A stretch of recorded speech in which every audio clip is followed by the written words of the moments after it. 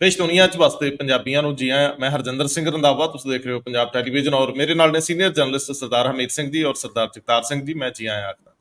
Thank you जी, शुक्रिया। मुख मंत्री पंजाब ते गवर्नर पंजाब दे विच कुड़त्तण सिखर छूगी है। गवर्नर पंजाब ने जिहड़ा पत्र लिखिया हद्दां उलंघण वाला पत्र है। सीधा 356 धारा का जिक्र होया, राष्ट्रपति राज तक की गल हो गई है। कोई इस तरह की जरूरत नहीं सी और कोई इस तरह का मौका भी नहीं सी। खास तौर पर पिछले कुछ समय तो पंजाब के मुख मंत्री जिस तरीके नाल गवर्नर के मामले नूं मीडिया जां होर थावां ते टाल रहे सीगे, तलखी नहीं सी दिखा रहे और उन्होंने बजुर्ग भी कहा, कई गल्लां कहीआं। उस नज़रिए तो इस मामले नूं देखना बनता है। गवर्नर साहब अपनी सीमा उलंघ के लगते हैं। ये सारे मामले ते मैं ज़्यादा टिप्पणी ना करा, असीं अगे वधदे हां। सरदार जगतार सिंह जी, तुसीं भी इस पत्र नूं देखिआ, एक एक इहदी सत्र जिहड़ी आ ਉਹ ਤੁਹਾਨੂੰ ਕਿਵੇਂ ਸਮਝ ਆਈ? ਤੁਸੀਂ ਇਹਨੂੰ ਕਿਵੇਂ ਦੇਖਿਆ? ਗਵਰਨਰ ਦੀ ਭਾਵਨਾ, ਈਗੋ ਜਾਂ ਪਰਸਨਲ ਕਲੈਸ਼ ਜਾਂ ਜੋ ਸਰਕਾਰ ਦੀ ਵਰਕਿੰਗ, ਇਹਦੇ ਵਿੱਚ ਕਿਵੇਂ ਦੇਖੀਏ? ਗਵਰਨਰ ਦਾ ਜਿਹੜਾ ਇਹ ਵਿਊ ਪੁਆਇੰਟ ਨਜ਼ਰੀਆ ਹੈ, ਜਿਸ ਤਰੀਕੇ ਨਾਲ ਉਹ ਪੱਤਰ 'ਚ ਪੇਸ਼ ਹੋ ਰਿਹਾ, ਇਹਨੂੰ ਉਹਨਾਂ ਦਾ ਇੰਡੀਵਿਜੂਅਲ ਐਕਟ ਮੰਨੀਏ, ਉਹਨਾਂ ਦੀ ਸੰਵਿਧਾਨਕ ਜ਼ਿੰਮੇਵਾਰੀ ਮੰਨੀਏ? ਦੂਜੇ ਬੰਨੇ ਜੋ ਉਹਨਾਂ ਨੇ ਕਿਹਾ ਉਹਦੇ ਉਸ ਨਜ਼ਰੀਏ ਤੋਂ ਮੁੱਖ ਮੰਤਰੀ ਦਾ ਵੀ ਇੱਕ ਹਉਮੈ ਵਰਗਾ ਰੁਖ ਕਿ ਨਹੀਂ? ਸੋ ਸਭ ਇਹ ਜਿਹੜੀ ਪੂਰੀ ਦੀ ਪੂਰੀ ਚਿੱਠੀ ਆ, ਇਹਨੂੰ ਤੁਸੀਂ ਕਿਵੇਂ ਦੇਖਿਆ ਪੂਰੀ ਤਰ੍ਹਾਂ ਸੀਕੁਐਂਸ ਦੇ ਵਿੱਚ? ਇਸ ਸੰਦਰਭ ਦੇ ਵਿੱਚ ਨਾ ਤਾਂ ਬਨਵਾਰੀ ਲਾਲ ਪੁਰੋਹਿਤ ਇੰਡੀਵਿਜੂਅਲ ਹੈ, ਬਨਵਾਰੀ ਲਾਲ ਪੁਰੋਹਿਤ ਕੋਈ ਵੀ ਹੋ ਸਕਦਾ ਹੈ, ਪਰ ਜਦੋਂ ਗਵਰਨਰ ਬਨਵਾਰੀ ਲਾਲ ਪੁਰੋਹਿਤ ਹੁੰਦਾ ਹੈ ਤੇ ਉਹ ਇੱਕ ਕੰਸਟੀਟਿਊਸ਼ਨਲ ਅਥਾਰਟੀ ਹੈ। ਉਹਦੇ 'ਚ ਜਿਹੜੀ ਨਿੱਜ ਹੈ ਉਹ ਨਹੀਂ ਆਇਆ ਕਰਦੀ ਕੰਸਟੀਟਿਊਸ਼ਨਲ ਫੰਕਸ਼ਨਿੰਗ ਦੇ ਵਿੱਚ। ਭਗਵੰਤ ਮਾਨ ਭਗਵੰਤ ਮਾਨ ਇੰਡੀਵਿਜੂਅਲ ਹੈ, ਮੁੱਖ ਮੰਤਰੀ ਭਗਵੰਤ ਮਾਨ ਇੱਕ ਸਿਸਟਮ ਦਾ ਪਾਰਟ ਹੈ, ਸਿਸਟਮ ਆਫ, ਤੇ ਇਹਨਾਂ ਦੋਵਾਂ ਨੇ ਇੱਕ ਕੰਸਟੀਟਿਊਸ਼ਨਲ ਫਰੇਮਵਰਕ ਦੇ ਵਿੱਚ ਕੰਮ ਕਰਨਾ। ਮੈਂ ਇਸ ਗੱਲ ਤੋਂ ਬਾਹਰ ਨਹੀਂ ਜਾਊਂਗਾ। ਇਹਨਾਂ ਨੇ, ਮੈਂ ਅਖੀਰਲੇ ਪੈਰੇ ਤੋਂ ਸ਼ੁਰੂ ਕਰਦਾ ਜਿੱਥੇ ਇਹਨਾਂ ਨੇ ਵਾਰਨਿੰਗ ਦਿੱਤੀ ਹੈ 356 ਇਨਵੋਕ ਕਰਨ ਦੀ, ਪ੍ਰੈਜ਼ੀਡੈਂਟ ਰੂਲ ਲਾਉਣ ਦੀ। 356 ਦੇ ਅੰਡਰ ਗਵਰਨਰ ਸੈਂਟਰ ਨੂੰ ਰਿਕਮੈਂਡ ਕਰਦਾ ਹੈ ਪ੍ਰੈਜ਼ੀਡੈਂਟ ਰੂਲ ਲਾਉਣਾ, ਤੇ ਉੱਪਰੋਂ ਫਿਰ ਨੋਟੀਫਿਕੇਸ਼ਨ ਆਉਂਦੀ ਹੈ, ਸਰਕਾਰ ਬਰਖਾਸਤ ਹੋ ਜਾਂਦੀ ਹੈ। ਇਹਨਾਂ ਨੇ ਕਿਹਾ ਵੀ ਕੰਸਟੀਟਿਊਸ਼ਨਲ ਕ੍ਰਾਈਸਿਸ। ਮੇਰੇ ਗੱਲ ਨਹੀਂ ਸਮਝ ਆਉਂਦੀ ਵੀ ਮਨੀਪੁਰ ਤੋਂ ਵੱਡਾ ਤਾਂ ਕ੍ਰਾਈਸਿਸ ਹਿੰਦੁਸਤਾਨ ਦੇ ਵਿੱਚ 2014 ਤੋਂ ਬਾਅਦ ਕਿਸੇ ਸਟੇਟ ਦੇ ਵਿੱਚ ਨਹੀਂ ਆਇਆ। ਉੱਥੇ ਹੁਣ ਵੀ ਉਹੀ ਸਿਚੁਏਸ਼ਨ ਬਰਕਰਾਰ ਹੈ। ਸਟੇਟ ਡਿਵਾਈਡ ਹੋਈ ਵੀ ਹੈ।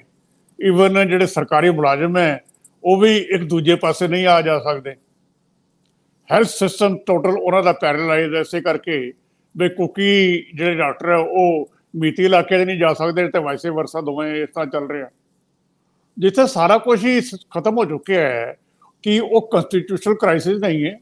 ਜੇ ਉੱਥੇ ਕੋਈ 356 ਦੇ ਗਵਰਨਰ ਨੇ ਗੱਲ ਹੀ ਨਹੀਂ ਕੀਤੀ ਤੇ ਬਨਵਾਰੀ ਲਾਲ ਪੁਰੋਹਿਤ ਐਜ਼ ਗਵਰਨਰ ਇਹ ਵਾਰ-ਵਾਰ ਇਹੋ ਜਿਹੀ ਗੱਲ ਕਿਉਂ ਕਰ ਦਿੰਦੇ ਹੈ?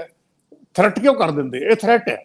ਸੋ ਇੱਕ ਸਟੇਟ ਦੇ ਵਿੱਚ ਜਿੱਥੇ ਬੀਜੇਪੀ ਰੂਲ ਕਰਦੀ ਹੈ ਉੱਥੇ ਟੋਟਲ ਬ੍ਰੇਕਡਾਊਨ ਹੋ ਚੁੱਕਿਆ। ਕੰਸਟੀਟਿਊਸ਼ਨ ਕ੍ਰਾਈਸਿਸ ਟੋਟਲ ਹੈ ਤੇ ਉੱਥੇ ਸਰਕਾਰ ਨਾਲ ਦੀ ਕੋਈ ਚੀਜ਼ ਨਹੀਂ।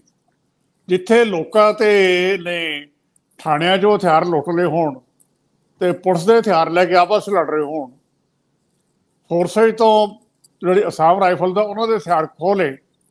ਅਲਟੀਮੇਟਲੀ ਮਾੜੀ ਮੋਟੀ ਕੋਈ ਉੱਥੇ ਸਿਸਟਮ ਹੈ ਤਾਂ ਆਰਮੀ ਮੇਨਟੇਨ ਕਰ ਰਹੀ ਹੈ। ਉੱਥੇ ਇਹ ਗਵਰਨਰ ਇਹਨਾਂ ਦੇ ਕਿਉਂ ਕੋਈ ਇਹੋ ਜਿਹਾ ਦਖਲ ਨਹੀਂ ਦਿੰਦੇ? ਪੰਜਾਬ ਜਿਹੜੀ ਨਾਨ ਬੀਜੇਪੀ ਰੂਲ ਸਟੇਟ ਹੈ ਉਹਨਾਂ ਨੂੰ ਕਿਉਂ ਨਜ਼ਰ ਆਉਂਦੀ ਹੈ, ਭਾਵੇਂ ਬੰਗਾਲ ਹੈ ਤੇ ਭਾਵੇਂ ਪੰਜਾਬ ਹੈ? ਗੱਲ ਇੱਥੋਂ ਸ਼ੁਰੂ ਹੁੰਦੀ ਹੈ। ਇਸ ਕਰਕੇ ਜਿਹੜੀ ਇਹਨਾਂ ਦੀ ਇੰਟੈਂਸ਼ਨ ਹੈ ਉਹ ਤੇ ਸ਼ੱਕ ਹੁੰਦਾ ਹੈ। ਜੇ ਮਨੀਪੁਰ ਦੇ ਵਿੱਚ ਟੋਟਲ ਬ੍ਰੇਕਡਾਊਨ ਤੋਂ ਬਾਅਦ ਵੀ ਤੁਸੀਂ 356 ਦੀ ਗੱਲ ਨਹੀਂ ਕਰਦੇ ਔਰ ਪੰਜਾਬ ਵਿੱਚ ਗੱਲ ਕਰ ਰਹੇ ਜਿੱਥੇ ਇਹੋ ਜਿਹੀ ਕ੍ਰਾਈਸਿਸ ਹੈ ਨਹੀਂ ਗੀ। ਇਹ ਸਿਸਟਮ ਦੀ ਕ੍ਰਾਈਸਿਸ ਹੈ। ਇੱਥੇ ਕ੍ਰਾਈਸਿਸ ਜ਼ਰੂਰ ਹੈਗੀ ਹੈ, ਸਿਸਟਮ ਦੀ ਹੈ, ਕੰਸਟੀਟਿਊਸ਼ਨ ਬ੍ਰੇਕਡਾਊਨ ਨਹੀਂ ਹੈ। ਸੋ ਇੱਥੇ ਜਿਹੜੀ ਇੰਟੈਂਸ਼ਨ ਹੈ ਉਹ ਮੈਲਾਫਾਈਡ ਹੈ ਇਹਨਾਂ ਦੀ। ਇਹ ਸਿਰਫ ਵਾਰਨ ਕਰਨਾ ਹੀ ਆਪਣੇ ਆਪ ਦੇ ਵਿੱਚ 356 ਇਹ ਮੈਲਾਫਾਈਡ ਹੈ। ਮੈਂ ਇਹ ਇੱਥੇ ਦੱਸਣਾ ਚਾਹੂੰਗਾ ਕਿ 356 ਪਹਿਲੀ ਵਾਰ ਯੂਜ਼ ਹੋਇਆ ਸੀਗਾ ਇਸ ਰੀਜਨ ਦੇ ਵਿੱਚ ਹੀ ਹੋਇਆ ਸੀ। ਉਦੋਂ ਪੈਸੋ ਸਰਕਾਰ ਸੀਗੀ, ਗਿਆਨ ਸਿੰਘ ਰਾੜੇਵਾਲਾ ਮੁੱਖ ਮੰਤਰੀ ਸੀ 1953 ਦੇ ਵਿੱਚ। ਅਕਾਲੀ ਸਰਕਾਰ ਸੀ, ਉਹ ਸਰਕਾਰ ਤੋੜੀ ਗਈ ਸੀ। ਸੋ ਪਹਿਲਾ ਜਿਹੜਾ ਵਿਕਟਮ ਹੈ 356 ਦਾ, ਇਹ ਰੀਜਨ ਹੈ। ਪੈਸੂ ਤਾਂ ਫਿਰ ਮਰਜ ਬਾਅਦ ਵਿੱਚ ਪੰਜਾਬ ਦੇ ਵਿੱਚ ਹੁੰਦਾ। ਸੋ ਪਹਿਲਾ ਐਕਸ਼ਨ ਅੰਡਰ 356 ਪੈਸੂ ਦੇ ਵਿੱਚ ਹੈ, ਪੰਜਾਬ ਦੇ ਵਿੱਚ ਤੁਸੀਂ ਕਹਿ ਲਓ। ਸਟੇਟ ਤਾਂ ਪੰਜਾਬ ਸੀ, ਪੈਸੂ ਦਾ ਪਾਰਟ ਸੀਗਾ। ਦੂਸਰਾ, ਉਸ ਤੋਂ ਬਾਅਦ ਕੇਰਲਾ ਦੇ ਵਿੱਚ ਹੋਇਆ ਸੀਗਾ, ਉਸ ਤੋਂ ਬਾਅਦ ਉੱਥੇ ਯੂਜ਼ ਕੀਤਾ ਗਿਆ। ਉਸ ਤੋਂ ਬਾਅਦ ਪੰਜਾਬ ਦੇ ਵਿੱਚ ਤਾਂ ਫਿਰ ਬਹੁਤ ਵਾਰੀ ਯੂਜ਼ ਹੋਇਆ ਨਾ, ਉਹ ਤਾਂ ਗੱਲ ਹੀ ਵੱਖਰੀ ਹੈਗੀ ਹੈ ਜੀ। ਲੇਕਿਨ ਪੰਜਾਬ ਕੋਈ ਇਹ ਪਹਿਲੀ ਵਾਰ 356 ਨਹੀਂ ਸੁਣ ਰਿਹਾ। ਲੇਕਿਨ ਜਿਹੜੀ ਗੱਲ ਮੈਂ ਕਹਿ ਕੇ ਤੁਰਿਆ ਕਿ ਮੈਨੂੰ ਇਹਨਾਂ ਦੀ ਇੰਟੈਂਸ਼ਨ ਤੇ ਡਾਊਟ ਹੈ। ਮੈਂ ਦੂਜੀ ਗੱਲ ਆਉਣਾ ਭਗਵੰਤ ਮਾਨ ਤੇ। ਸੈਕਸ਼ਨ ਆਰਟੀਕਲ 167 ਕੰਸਟੀਟਿਊਸ਼ਨ ਦਾ ਬੜਾ ਕਲੀਅਰ ਹੈ ਕਿ ਗਵਰਨਰ ਜਿਹੜੇ ਵੀ ਇਨਫੋਰਮੇਸ਼ਨ ਚੀਫ ਮਿਨਿਸਟਰ ਤੋਂ ਮੰਗੇ ਜਾਂ ਗੌਰਮੈਂਟ ਤੋਂ ਮੰਗੇ, ਉਹ ਦੇਣੀ ਪੈਂਦੀ ਹੈ। ਲੇਟ ਡਾਊਨ ਹੈ ਕੰਸਟੀਟਿਊਸ਼ਨ ਦੇ ਵਿੱਚ। ਮੈਨੂੰ ਹੈਰਾਨੀ ਹੈ ਕਿ ਭਗਵੰਤ ਮਾਨ ਦੀ ਸਰਕਾਰ ਸੈਕਸ਼ਨ 167 ਨੂੰ ਵਾਰ-ਵਾਰ ਕਿਉਂ ਵਾਇਲੇਟ ਕਰ ਰਹੀ ਹੈ। ਮੈਂ ਇਗਨੋਰ ਨਹੀਂ, ਮੈਂ ਵਾਇਲੇਟ ਦੀ ਗੱਲ ਕਰੂੰਗਾ। ਇਹ ਗਵਰਨਰ ਦਾ ਰਾਈਟ ਹੈ ਮੰਗਣਾ ਇਨਫੋਰਮੇਸ਼ਨ, ਤੇ ਇਹ ਕ੍ਰਾਈਸਿਸ ਮੇਰੇ ਖਿਆਲ ਦੇ ਵਿੱਚ ਆਉਣੀ ਹੀ ਨਹੀਂ ਚਾਹੀਦੀ ਸੀਗੀ। ਤੀਜੀ ਗੱਲ, ਇੱਕ ਨਾਰਮਲ ਐਟੀਕੇਟਸ ਹੁੰਦੇ ਆ, ਤੁਸੀਂ ਕਹਿ ਲਓ ਕੋਈ ਪ੍ਰੋਟੋਕੋਲ ਹੁੰਦੀ ਹੈ ਕਿ ਸੀਐਮ ਅਕਸਰ ਰਾਜ ਭਵਨ ਕਟਸੀ ਕਾਲ ਤੇ ਜਾਇਆ ਕਰਦੇ, ਕੋਈ ਏਜੰਡਾ ਮੀਟਿੰਗ ਨਹੀਂ ਹੋਇਆ ਕਰਦੀ। ਉਹ ਚਾਹ ਪੀਣ ਚਲੇ ਗਏ, ਮਹੀਨੇ 2 ਮਹੀਨੇ ਬਾਅਦ ਅੱਧਾ ਘੰਟਾ ਲਾ ਕੇ ਆ ਗਏ। ਉਹ ਜਿਹੜੇ ਇਹੋ ਜਿਹੇ ਇਸ਼ੂਸ ਕੋਈ ਮਾੜੇ ਮੋਟੇ ਹੁੰਦੇ ਆ, ਉਹਦੇ ਸਾਰਟ ਆਊਟ ਹੋ ਜਾਂਦੇ ਆ। ਕਦੇ ਅੱਗੇ ਪੁਰਾਣਾ ਇਤਿਹਾਸ ਦੇਖ ਲਓ ਤੁਸੀਂ, ਕਦੇ ਕਿਸੇ ਗਵਰਨਰ ਨੇ ਇਸ ਤਰ੍ਹਾਂ ਦੇ ਨਾਲ ਬਿੱਲ ਨਹੀਂ ਸੀ ਰੋਕੇ ਕਿਸੇ ਜ਼ਮਾਨੇ ਦੇ ਵਿੱਚ ਵੀ। ਔਰ ਸੀਐਮ ਤੇ ਗਵਰਨਰ ਆਪਸ ਦੇ ਵਿੱਚ ਮਿਲਦੇ ਰਹਿੰਦੇ ਸੀਗੇ। ਸੋ ਇਹ ਸਿਚੁਏਸ਼ਨ ਕਦੇ ਮਰਜ ਨਹੀਂ ਸੀ ਹੁੰਦੀ। ਇਹ ਪਹਿਲੀ ਵਾਰੀ ਹੈ ਕਿ ਇਸ ਤਰੀਕੇ ਦੇ ਨਾਲ ਸੀਐਮ ਦਾ ਬਿਹੇਵੀਅਰ ਵੀ ਗਲਤ ਹੈ, ਲੇਕਿਨ ਜਿਸ ਐਕਸਟ੍ਰੀਮ ਤੇ ਜਾ ਕੇ ਗਵਰਨਰ ਰਿਐਕਟ ਕਰ ਰਹੇ ਹੈ, ਉਹ ਇੰਟੈਂਸ਼ਨ ਡਾਊਟਫੁਲ ਹੈ। ਉੱਥੇ ਦੋਵਾਂ ਦੇ ਵਿੱਚ ਫਰਕ ਹੈ। ਇੱਕ ਦੇ ਬਿਹੇਵੀਅਰ ਗਲਤ ਹੈ, ਇੱਕ ਤੇ ਇੰਟੈਂਸ਼ਨ ਡਾਊਟਫੁਲ ਹੈ। ਸੋ ਇਹ ਸਿਚੁਏਸ਼ਨ ਬਿਲਡਅਪ ਨਹੀਂ ਹੋਣੀ ਚਾਹੀਦੀ। ਅਸਲ ਦੇ ਵਿੱਚ ਤਾਂ ਇਹ ਉਹਨਾਂ ਦੀ ਕੰਟੀਨਿਊਟੀ 'ਚ ਚਿੱਠੀ ਹੈ, ਜਿਹੜੀਆਂ ਪਹਿਲਾਂ ਚਿੱਠੀਆਂ ਦਾ ਖਤੋ ਕਿਤਾਬਤ ਜਿਹੜਾ ਇੱਕ ਦੂਜੇ ਨਾਲ ਹੁੰਦਾ ਰਿਹਾ। ਪਿਛਲੀਆਂ ਜਿੰਨੀਆਂ ਸਾਰੀਆਂ ਗੱਲਾਂ ਸੀ, ਗਵਰਨਰ ਸਾਹਿਬ ਨੇ ਦੁਬਾਰਾ ਰੀਪਰੋਡਿਊਸ ਕਰਕੇ ਇਸੇ ਚਿੱਠੀ 'ਚ ਥੋੜਾ ਜਿਹਾ ਸਟੈਂਡ ਅੱਗੇ ਵਧਾਇਆ, ਜਿਹੜਾ ਲਾਸਟ ਪਹਿਰੇ ਦੇ ਵਿੱਚ ਉਹਦੇ ਸਾਰੀਆਂ ਗੱਲਾਂ ਕਈਆਂ ਨੇ ਦੁਬਾਰਾ ਮੁੜ ਕੇ ਕਿ ਤੁਸੀਂ ਮੈਨੂੰ ਵਿਹਲਾ ਕਿਹਾ, ਤੁਸੀਂ ਲਵ ਲੈਟਰ ਕਿਹਾ, ਤੁਸੀਂ ਹੈਲੀਕਾਪਟਰ ਦੇਣ ਦੀ ਗੱਲ ਕੀਤੀ, ਤੁਸੀਂ ਬਾਕੀ ਦੀਆਂ ਚਿੱਠੀਆਂ ਦਾ ਜਵਾਬ ਨਹੀਂ ਦਿੱਤਾ। 167 ਆਰਟੀਕਲ ਦੇ ਤਹਿਤ ਸੁਪਰੀਮ ਕੋਰਟ ਨੇ ਵੀ ਤੁਹਾਨੂੰ ਕਿਹਾ ਕਿ ਗਵਰਨਰ ਨੂੰ ਇਨਫੋਰਮ ਕਰਨਾ ਤੁਹਾਡੀ ਜ਼ਿੰਮੇਵਾਰੀ ਹੈ। ਸੁਪਰੀਮ ਕੋਰਟ ਦੀ ਵੀ ਇਹ ਕੰਟੈਂਪਟ ਆਫ ਕੋਰਟ ਦਾ ਬਣਦਾ ਅਸਲ ਦੇ ਵਿੱਚ। ਉਹ ਸਾਰੀਆਂ ਗੱਲਾਂ ਕਰਦੇ ਕਰਦੇ ਗਵਰਨਰ ਨੇ ਕਿਹਾ। ਤੇ ਹੁਣ ਜਿਹੜੇ ਤਾਜ਼ਾ ਗੱਲਾਂ ਜਿਹੜੀਆਂ ਜੋੜੀਆਂ ਨੇ ਵਿੱਚ ਗਵਰਨਰ ਸਾਹਿਬ ਨੇ, ਉਹਦੇ ਇੱਕ ਤਾਂ ਇਹ ਕਿਹਾ ਕਿ ਮੇਰੀਆਂ ਸੂਚਨਾਵਾਂ ਜਿਹੜੀਆਂ ਮੈਨੂੰ ਮਿਲੀਆਂ ਨੇ ਬਾਹਰੋਂ, ਤੁਸੀਂ ਤਾਂ ਇਨਫੋਰਮੇਸ਼ਨ ਨਹੀਂ ਦੇ ਰਹੇ। ਆਹੀ ਗੱਲਾਂ ਵੀ ਜਿਹੜੀਆਂ ਡਰੱਗ ਹੈ ਉਹ ਬੇਹੱਦ ਵੱਧ ਚੁੱਕੀ ਹੈ। ਔਰ ਡਰੱਗ ਦੇ ਮਾਮਲੇ ਦੇ ਵਿੱਚ ਪਿੰਡਾਂ ਲੋਕਾਂ ਨੂੰ ਕਮੇਟੀਆਂ ਬਣਾਉਣੀਆਂ ਪੈ ਰਹੀਆਂ ਨੇ। ਸਰਕਾਰ ਕੁਝ ਕਰ ਨਹੀਂ ਪਾ ਰਹੀ। ਇਹ ਸਾਰੇ ਮਾਮਲੇ ਦੇ ਵਿੱਚ ਨਸ਼ਾ ਧੜਾ ਵਿਕ ਰਿਹਾ ਹੈ। ਔਰ ਕਈ ਜਗ੍ਹਾ ਆ ਵੀ ਇੱਕ ਖਿਆਲ ਆਇਆ ਜਿਹੜਾ ਸਾਹਮਣੇ ਆਉਂਦਾ ਕਿ ਜੀ ਹੁਣ ਠੇਕਿਆਂ ਦੇ ਵਿੱਚ ਉੱਤੇ ਵੀ ਨਸ਼ਾ ਵਿਕ ਰਿਹਾ ਹੈ। ਤੇ ਸਰਕਾਰ ਕੀ ਕਰਦੀ ਹੈ, ਮੈਂ ਇਹ ਜਾਣਨਾ ਚਾਹੁੰਦਾ। ਇਹ ਤੁਹਾਡੀ ਜ਼ਿੰਮੇਵਾਰੀ ਹੈ ਕਿ ਤੁਸੀਂ ਨਸ਼ੇ ਦੇ ਮਾਮਲੇ ਦੇ ਵਿੱਚ ਕੀ ਕਰ ਰਹੇ ਹੋ। ਜੇ ਡਰੱਗ ਇੰਨੀ ਤੇਜ਼ੀ ਨਾਲ ਵੱਧ ਰਹੀ ਹੈ, ਜਿਹੜੀ ਗੱਲ ਹੋ ਰਹੀ ਹੈ, ਤਾਂ ਇਹ ਕਾਂਸਟੀਟਿਊਸ਼ਨਲ ਮਸ਼ੀਨਰੀ ਫੇਲ ਹੋਣ ਦਾ ਪ੍ਰਤੀਕ ਹੈ ਇੱਕ ਟਾਈਪ ਦਾ, ਕਿ ਚੀਫ ਮਿਨਿਸਟਰ ਆਪਣੀ ਸੰਵਿਧਾਨਕ ਜ਼ਿੰਮੇਵਾਰੀ ਨਿਭਾਉਣ ਤੋਂ ਅਯੋਗ ਨੇ, ਮਤਲਬ ਨਹੀਂ ਨਿਭਾ ਪਾ ਰਹੇ ਉਸ ਟਾਈਪ ਦੀ ਜ਼ਿੰਮੇਵਾਰੀ ਜਿਹੜੀ ਬੜੇ ਵੱਡੇ ਪੱਧਰ ਤੇ ਮੰਨਿਆ ਜਾਏਗਾ। ਇਸੇ ਕਰਕੇ ਮੈਂ ਕਹਿੰਦੇ ਨੇ ਇਦੋਂ ਪਹਿਲਾਂ ਵੀ 124 ਆਈਪੀਸੀ ਦੀ ਧਾਰਾ 124 ਦਾ ਜ਼ਿਕਰ ਕੀਤਾ ਸੀ। ਔਰ 124 ਦੇ ਤਹਿਤ ਇਹ ਹੁੰਦਾ ਕਿ ਜੇ ਪ੍ਰੈਜ਼ੀਡੈਂਟ, ਗਵਰਨਰ ਜਾਂ ਇਹੋ ਜਿਹੇ ਜਿਹੜੀਆਂ ਅਥਾਰਟੀਜ਼ ਨੇ, ਜੇ ਉਹਨਾਂ ਨੂੰ ਕੋਈ ਹਾਰਮ ਕਰੇ, ਉਹਨਾਂ ਤੇ ਕੋਈ ਹਮਲਾ ਕਰੇ ਤੇ ਜਾਂ ਉਹਨਾਂ ਦੇ ਕੰਮ ਦੇ ਵਿੱਚ ਵਿਘਨ ਪਾਵੇ ਜਾਂ ਉਹਨਾਂ ਦੇ ਬਾਕੀ ਨੇ, ਤਾਂ ਉੱਤੇ 124 ਲੱਗਦੀ ਹੈ ਉਸ ਪੱਧਰ ਤੇ। 124 7 ਸਾਲ ਦੀ ਸਜ਼ਾ ਹੈ ਜੀ। ਵੈਸੇ ਤਾਂ ਜੇ ਗਵਰਨਰ ਸਾਹਿਬ ਚੀਫ ਮਿਨਿਸਟਰ ਦੇ ਖਿਲਾਫ ਜੇ ਜੀ ਕੋਈ ਪਰਚਾ ਦਰਜ ਕਰਾਉਂਦੇ ਨੇ ਤਾਂ ਮੁਕੱਦਮਾ ਇੱਕ ਅਲੱਗ ਲੈਵਲ ਦਾ ਵੀ ਮੇਰੇ ਖਿਆਲ ਹੈ ਵਧੂਗਾ, ਜੇਕਰ ਉਸ ਲੈਵਲ ਦੀ ਗੱਲ ਹੁੰਦੀ ਹੈ। ਕਿਤੇ ਹੌਲੀ 124 ਏ ਦਾ ਨਾ ਆ ਜੇ ਵਿੱਚ ਪਰਚਾ ਨਾਲ, ਜਿਹੜੀ 24 ਦੇ ਨਾਲ 100 ਏ ਵੀ ਦਰਜ ਹੋਊਗੀ ਨਾ, ਸੈਡੀਸ਼ਨ ਹੋ ਜਾਂਦੀ ਹੈ। ਉਹ ਤਾਂ ਫਿਰ ਦੇਸ਼ ਦੇ ਖਿਲਾਫ ਹੀ ਇੱਕ ਟਾਈਪ ਦੀ ਬਗਾਵਤ ਵਾਲਾ ਜਿਹੜਾ ਮਾਮਲਾ ਹੋ ਜਾਂਦਾ। ਪਰ ਉਹ ਗਵਰਨਰ ਸਾਹਿਬ ਨੇ ਬੜਾ ਟਫ ਸਟੈਂਡ ਇਹ ਲਿਆ ਕਿ ਲਗਾਤਾਰ ਤੁਸੀਂ ਮੈਨੂੰ ਆਪਣੀਆਂ ਸੰਵਿਧਾਨਕ ਜ਼ਿੰਮੇਵਾਰੀਆਂ ਨਿਭਾਉਣ ਦੇ ਤੋਂ ਰੋਕ ਰਹੇ ਹੋ, ਕਿਉਂਕਿ ਤੁਸੀਂ ਮੈਨੂੰ ਇਨਫੋਰਮ ਨਹੀਂ ਕਰ ਰਹੇ, ਮੈਨੂੰ ਸੂਚਿਤ ਨਹੀਂ ਕਰ ਰਹੇ। ਹਾਈ ਸੁਪਰੀਮ ਕੋਰਟ ਦੀਆਂ ਗਾਈਡਲਾਈਨਸ ਦਾ ਉਲੰਘਣ ਕਰ ਰਹੇ ਹੋ। ਡਾਕਟਰ ਅੰਬੇਦਕਰ ਨੂੰ ਕੋਟ ਕੀਤਾ, ਗਵਰਨਰ ਦਾ ਰੋਲ ਕੀ ਹੈ ਉਹਦੀ ਤੁਸੀਂ ਵਾਇਲੇਸ਼ਨ ਕਰ ਰਹੇ ਹੋ। ਤੇ ਮੈਂ ਜੋ ਕਰਨਾ ਚਾਹੁੰਦਾ ਬੀਇੰਗ ਏ ਸੰਵਿਧਾਨਕ ਮੁਖੀ, ਉਹ ਮੇਰੀ ਕਾਰਗੁਜ਼ਾਰੀ ਜਿਹੜੀ ਹੈ ਉਹਦੇ ਤੇ ਰਸਤੇ 'ਚ ਤੁਸੀਂ ਰੋਕ ਲਾ ਰਹੇ ਹੋ, ਬਲਕਿ ਮੈਨੂੰ ਉੱਪਰ ਖਿਜਾਉਣ ਵਾਲੇ ਜਾਂ ਕੋਈ ਇਸ ਲੈਵਲ ਦੇ ਸ਼ਬਦ ਕਹਿ ਰਹੇ ਹੋ। ਇਸ ਕਰਕੇ ਉਹਨਾਂ ਨੇ 3 ਸ਼ਬਦ ਵਰਤੇ ਨੇ ਇਸ ਤੋਂ ਬਾਅਦ ਕਿ ਮੈਂ ਤੁਹਾਨੂੰ ਐਡਵਾਈਸ ਕਰਦਾ, ਮਤਲਬ ਤੁਹਾਨੂੰ ਸਲਾਹ ਦਿੰਦਾ। ਦੂਜਾ ਉਹਨੇ ਕਿਹਾ ਮੈਂ ਤੁਹਾਨੂੰ ਕਹਿ ਰਿਹਾ ਆਸਕ। ਤੀਜਾ ਇਹ ਕਹਿੰਦੇ ਨੇ ਮੈਂ ਤੁਹਾਨੂੰ ਚੇਤਾਵਨੀ ਦੇ ਰਿਹਾ ਨਾਲ ਕਿ ਮੈਨੂੰ ਇੱਥੇ ਨਾ ਜਾਣਾ ਪਵੇ ਕਿ ਮੈਂ ਪ੍ਰੈਜ਼ੀਡੈਂਟ ਆਫ ਇੰਡੀਆ ਨੂੰ ਧਾਰਾ 356 ਤਹਿਤ ਸੰਵਿਧਾਨਕ ਮਸ਼ੀਨਰੀ ਫੇਲ ਹੋ ਜਾਣ ਦੀ ਰਿਕਮੈਂਡੇਸ਼ਨ ਕਰਾਂ। ਇਹ ਉਹ ਪਹਿਰਾ ਹੈ ਜਿਹੜਾ ਸਭ ਤੋਂ ਇਸ ਪੱਧਰ ਦਾ ਸਵਾਲ ਹੈ। ਹੁਣ ਰੌਲਾ ਇਹ ਹੈ ਕਿ ਪੰਜਾਬ ਵੈਸੇ 356 ਦਾ ਭੁਗਤ ਭੋਗੀ ਰਿਹਾ ਸਭ ਤੋਂ ਜ਼ਿਆਦਾ। ਪਹਿਲਾਂ ਕਾਂਗਰਸ ਨੇ ਸਭ ਤੋਂ ਜ਼ਿਆਦਾ ਲਾਈਆਂ ਨੇ ਪੁਰਾਣੇ ਸਮੇਂ 'ਚ। 10 ਸਾਲ ਗਵਰਨਰ ਰੂਲ ਰਿਹਾ ਪੰਜਾਬ ਦੇ ਵਿੱਚ, ਕਿਸੇ ਵੀ ਸਟੇਟ 'ਚ ਉਹਨਾਂ ਲੰਮਾ ਹੁਣ ਸ਼ਾਇਦ J&K ਉਦੋਂ ਬਾਅਦ ਅੱਗੇ ਲੰਘ ਜੇ, ਬਾਕੀ ਤਾਂ ਪੰਜਾਬ ਨੇ ਭੁਗਤਿਆ ਸਭ ਤੋਂ ਜ਼ਿਆਦਾ 356 ਦਾ ਜਿਹੜਾ ਦਰਦ ਹੈ। ਵੈਸੇ ਵੀ 356 ਬਾਰ-ਬਾਰ ਕੋਰਟ ਦੇ ਵਿੱਚ ਗਈ ਹੈ ਐਗਜ਼ਾਮਨ ਹੋਣ ਦੇ ਲਈ। SR ਬੰਬਈ ਜੱਜਮੈਂਟ 94 ਚ ਆਈ, ਉਹ ਆਈ ਉਹ ਇਸੇ ਗੱਲ ਕਰਕੇ ਸੀ ਕਿ ਤੁਸੀਂ ਐ 356 ਲਾ ਕੇ ਜੇ ਕਿਸੇ ਨੂੰ ਬਹੁਮਤ ਹੈ ਆਪਣੀ ਅਸੈਂਬਲੀ ਦੇ ਵਿੱਚ, ਕਿਸੇ ਵੀ ਹੋਰ ਕਾਰਨ ਕਰਕੇ ਤੁਸੀਂ ਐਵੇਂ ਨਹੀਂ ਚੱਕ ਕੇ 356 ਲਾ ਸਕਦੇ। ਉਦੋਂ ਬਾਅਦ ਤਾਂ ਖੈਰ ਇੰਡੀਆ ਦਾ ਚਰਿੱਤਰ ਵੀ ਓਵਰਆਲ ਬਦਲਿਆ। 28-30 ਸਾਲ 27-28 ਸਾਲ ਤੱਕ ਕੋਲੀਸ਼ਨ ਗਵਰਨਮੈਂਟਾਂ ਬਣਦੀਆਂ ਰਹੀਆਂ। ਕੋਲੀਸ਼ਨ ਗਵਰਨਮੈਂਟਾਂ ਦੇ ਵਿੱਚ ਵੈਸੇ ਹੀ ਸਕੋਪ ਨਹੀਂ ਹੁੰਦਾ ਕਿ ਕੋਈ ਧਿਰ ਇਸ ਕਰਕੇ 356 ਲਾ ਦੇ। ਹੁਣ ਇੱਕ ਤਰੀਕਾ ਹੀ ਹੋਰ ਤੋਰ ਲਿਆ 2014 ਤੋਂ ਬਾਅਦ ਨਰਿੰਦਰ ਮੋਦੀ ਸਰਕਾਰ ਨੇ 56 ਲਾਓ ਹੀ ਨਾ, ਆਪਾਂ ਕੀ ਕਰਨਾ, ਕਿਉਂਕਿ ਬੰਬਈ ਜੱਜਮੈਂਟ ਵੀ ਹੈ ਤੇ ਬਾਕੀ ਚੀਜ਼ਾਂ ਵੀ ਨੇ। ਇਸ ਕਰਕੇ ਆਪਾਂ ਹੋਰ ਰਸਤੇ ਲੱਭ ਲਓ, ਡਿਫੈਕਸ਼ਨ ਕਰਾ ਲਓ, ਇੱਧਰ ਉੱਧਰ ਕਰ ਲਓ। ਬਾਕੀ ਦਾ ਉਹ ਆਪਰੇਸ਼ਨ ਲੋਟਸ ਵਰਗੇ ਜਿਹੜੇ ਤਰੀਕੇ ਚੱਲ ਰਹੇ ਨੇ, ਉਹ ਮੱਧ ਪ੍ਰਦੇਸ਼ 'ਚ ਹੈ, ਉਹ ਗੋਆ ਦੇ ਵਿੱਚ ਹੈ, ਉਹ ਅਰੁਣਾਚਲ ਪ੍ਰਦੇਸ਼ ਦੇ ਵਿੱਚ ਹੈ, ਉਹ ਮਹਾਰਾਸ਼ਟਰ ਦੇ ਵਿੱਚ ਹੈ, ਉਹ ਜਿੰਨੇ ਵੀ ਥਾਵਾਂ ਤੇ ਚੱਲ ਰਿਹਾ ਪ੍ਰੋਸੈਸ, ਸਰਕਾਰਾਂ ਤਾਂ ਡਿੱਗੀਆਂ ਨੇ ਪਰ ਸਰਕਾਰਾਂ ਕਿਸੇ ਹੋਰ ਤਰੀਕੇ ਨਾਲ ਡਿੱਗੀਆਂ ਨੇ। ਪਰ ਹੁਣ ਸਵਾਲ ਕੇਵਲ ਇਹ ਹੈ ਕਿ ਕੀ ਇਹੋ ਜਿਹਾ ਮਾਹੌਲ ਬਣਾਉਣ ਦੀ ਟਰਾਈ ਹੋਏਗੀ ਜੇ ਗਵਰਨਰ ਦੀ ਮੰਨੀ ਜਾਂਦੀ ਹੈ, ਗਵਰਨਮੈਂਟ ਆਫ ਇੰਡੀਆ ਜੇ ਗਵਰਨਰ ਦੀ ਮੰਨਦੀ ਹੈ। ਦੂਜੀ ਗੱਲ, ਕੀ ਗਵਰਨਰ ਆਪ ਹੀ ਕਰ ਰਹੇ ਨੇ ਜਾਂ ਪਹਿਲਾਂ ਹੀ ਗਵਰਨਮੈਂਟ ਆਫ ਇੰਡੀਆ ਦਾ ਇਸ਼ਾਰਾ ਹੈ ਕਿ ਤੁਸੀਂ ਕਰਦੇ ਰਹੋ, ਕੋਈ ਗੱਲ ਨਹੀਂ। ਜਿਵੇਂ ਦਿੱਲੀ ਦੇ ਵਿੱਚ ਕੇਜਰੀਵਾਲ ਦਿੱਲੀ ਤੱਕ ਮਹਿਦੂਦ ਹੋ ਗਏ ਲੱਗਦੇ ਨੇ ਵੱਡੇ ਮਾਮਲਿਆਂ ਦੇ ਵਿੱਚ, ਜਿਹੜੇ ਬਹੁਤ ਜ਼ਿਆਦਾ ਆਲੇ ਦੁਆਲੇ ਜਾ ਰਹੇ ਸੀ। ਪੰਜਾਬ ਵੀ ਬਥੇਰਾ ਆਉਂਦੇ ਸੀ, ਥੋੜੀ ਜੀ ਉਹਨਾਂ ਦੀ ਜਿਹੜੇ ਉਹ ਘਟ ਗਈ ਲੱਗਦੀ ਹੈ। ਉਹ ਦੂਜੇ ਵਿਰੋਧੀ ਧਿਰਾਂ ਵੱਲ ਨੂੰ ਵੀ ਥੋੜਾ ਜਿਹਾ ਲਚਕ ਦਿਖਾਉਂਦੇ ਨੇ। ਪਹਿਲਾਂ ਤਾਂ ਲਚਕੇ ਨਹੀਂ ਸੀ ਦਿਖਾਉਂਦੇ, ਪਹਿਲਾਂ ਤਾਂ ਉਹ ਕਹਿੰਦੇ ਸੀ ਮੈਂ ਇਕੱਲਾ ਹੀ ਪ੍ਰਾਈਮ ਮਿਨਿਸਟਰ ਦਾ ਕੈਂਡੀਡੇਟ ਬਣੂਗਾ ਤੇ ਮੈਂ ਮਿਸ਼ਨ ਇੰਡੀਆ ਇੱਕ ਸਟਾਰਟ ਕਰ ਲਿਆ ਸੀ ਉਹਨਾਂ ਨੇ। ਉਹ ਮਿਸ਼ਨ ਇੰਡੀਆ ਤਾਂ ਮੁੜ ਕੇ ਉਹ ਆਇਆ ਨਹੀਂ, ਮਤਲਬ ਉੱਥੇ ਹੀ ਹੋ ਗਿਆ ਦਿੱਲੀ 'ਚ ਜਦੋਂ ਸਟਾਰਟ ਹੋਇਆ ਸੀ। ਕੀ ਇਹ ਪ੍ਰੈਸ਼ਰ ਹੈ ਮਤਲਬ ਗਵਰਨਮੈਂਟ ਆਫ ਇੰਡੀਆ ਦੇ ਇਸ਼ਾਰੇ ਤੇ, ਜਾਂ ਅੱਗੇ ਸਾਰੀਆਂ ਚੀਜ਼ਾਂ ਦਰਸਾ ਕੇ ਵਾਕਈ ਹੌਲੀ ਹੌਲੀ ਕੋਈ ਇਹੋ ਜਿਹਾ ਮਾਹੌਲ ਪੈਦਾ ਹੋਣ ਦੀ ਪੋਜੀਸ਼ਨ ਹੈ?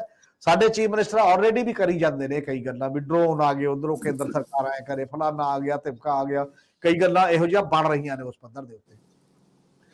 ਪਰ ਕਿਸੇ ਵੀ ਇਲੈਕਟਡ ਗਵਰਨਮੈਂਟ ਦੇ ਵਿੱਚ ਇਹ ਗੱਲ ਕਲੀਅਰ ਹੈ, ਕੋਈ ਵੀ ਗਵਰਨਰ ਹੋਵੇ, ਉਹਦੀ ਰਿਪੋਰਟ ਹੋਵੇ ਜਾਂ ਰਾਸ਼ਟਰਪਤੀ ਰਾਜ, ਇਹ ਗੱਲਾਂ ਮਾਨੇ ਨਹੀਂ ਰੱਖਦੀਆਂ ਬਹੁਤ ਜ਼ਿਆਦਾ ਉਹਨਾਂ, ਕਿਉਂਕਿ ਲੋਕਾਂ ਦੇ ਚੁਣੇ ਹੋਏ ਨੁਮਾਇੰਦੇ, ਜਿੰਨਾ ਚਿਰ ਲੋਕ ਉਹਦੇ ਖਿਲਾਫ ਰਿਵੋਲਟ ਨਾ ਕਰਨ। ਹਾਂ, ਫੇਰ ਅਲੱਗ ਗੱਲ ਹੁੰਦੀ ਹੈ ਕਿ ਇੱਥੇ ਏਡੀ ਵੱਡੀ ਮੂਵਮੈਂਟ ਹੋਵੇ, ਲੋਕ ਕਹਿਣ ਗਵਰਨਮੈਂਟ ਅਸਤੀਫਾ ਦੇਵੇ, ਅਸੀਂ ਇਸ ਗਵਰਨਮੈਂਟ ਤੇ ਯਕੀਨ ਨਹੀਂ ਕਰਦੇ, ਵਿਆਪਕ ਇੱਕ ਅਨਰੈਸਟ ਹੋ ਜੇ, ਫਿਰ ਸੰਭਾਵਨਾਵਾਂ ਅਲੱਗ ਤਰ੍ਹਾਂ ਦੀਆਂ ਹੁੰਦੀਆਂ ਨੇ।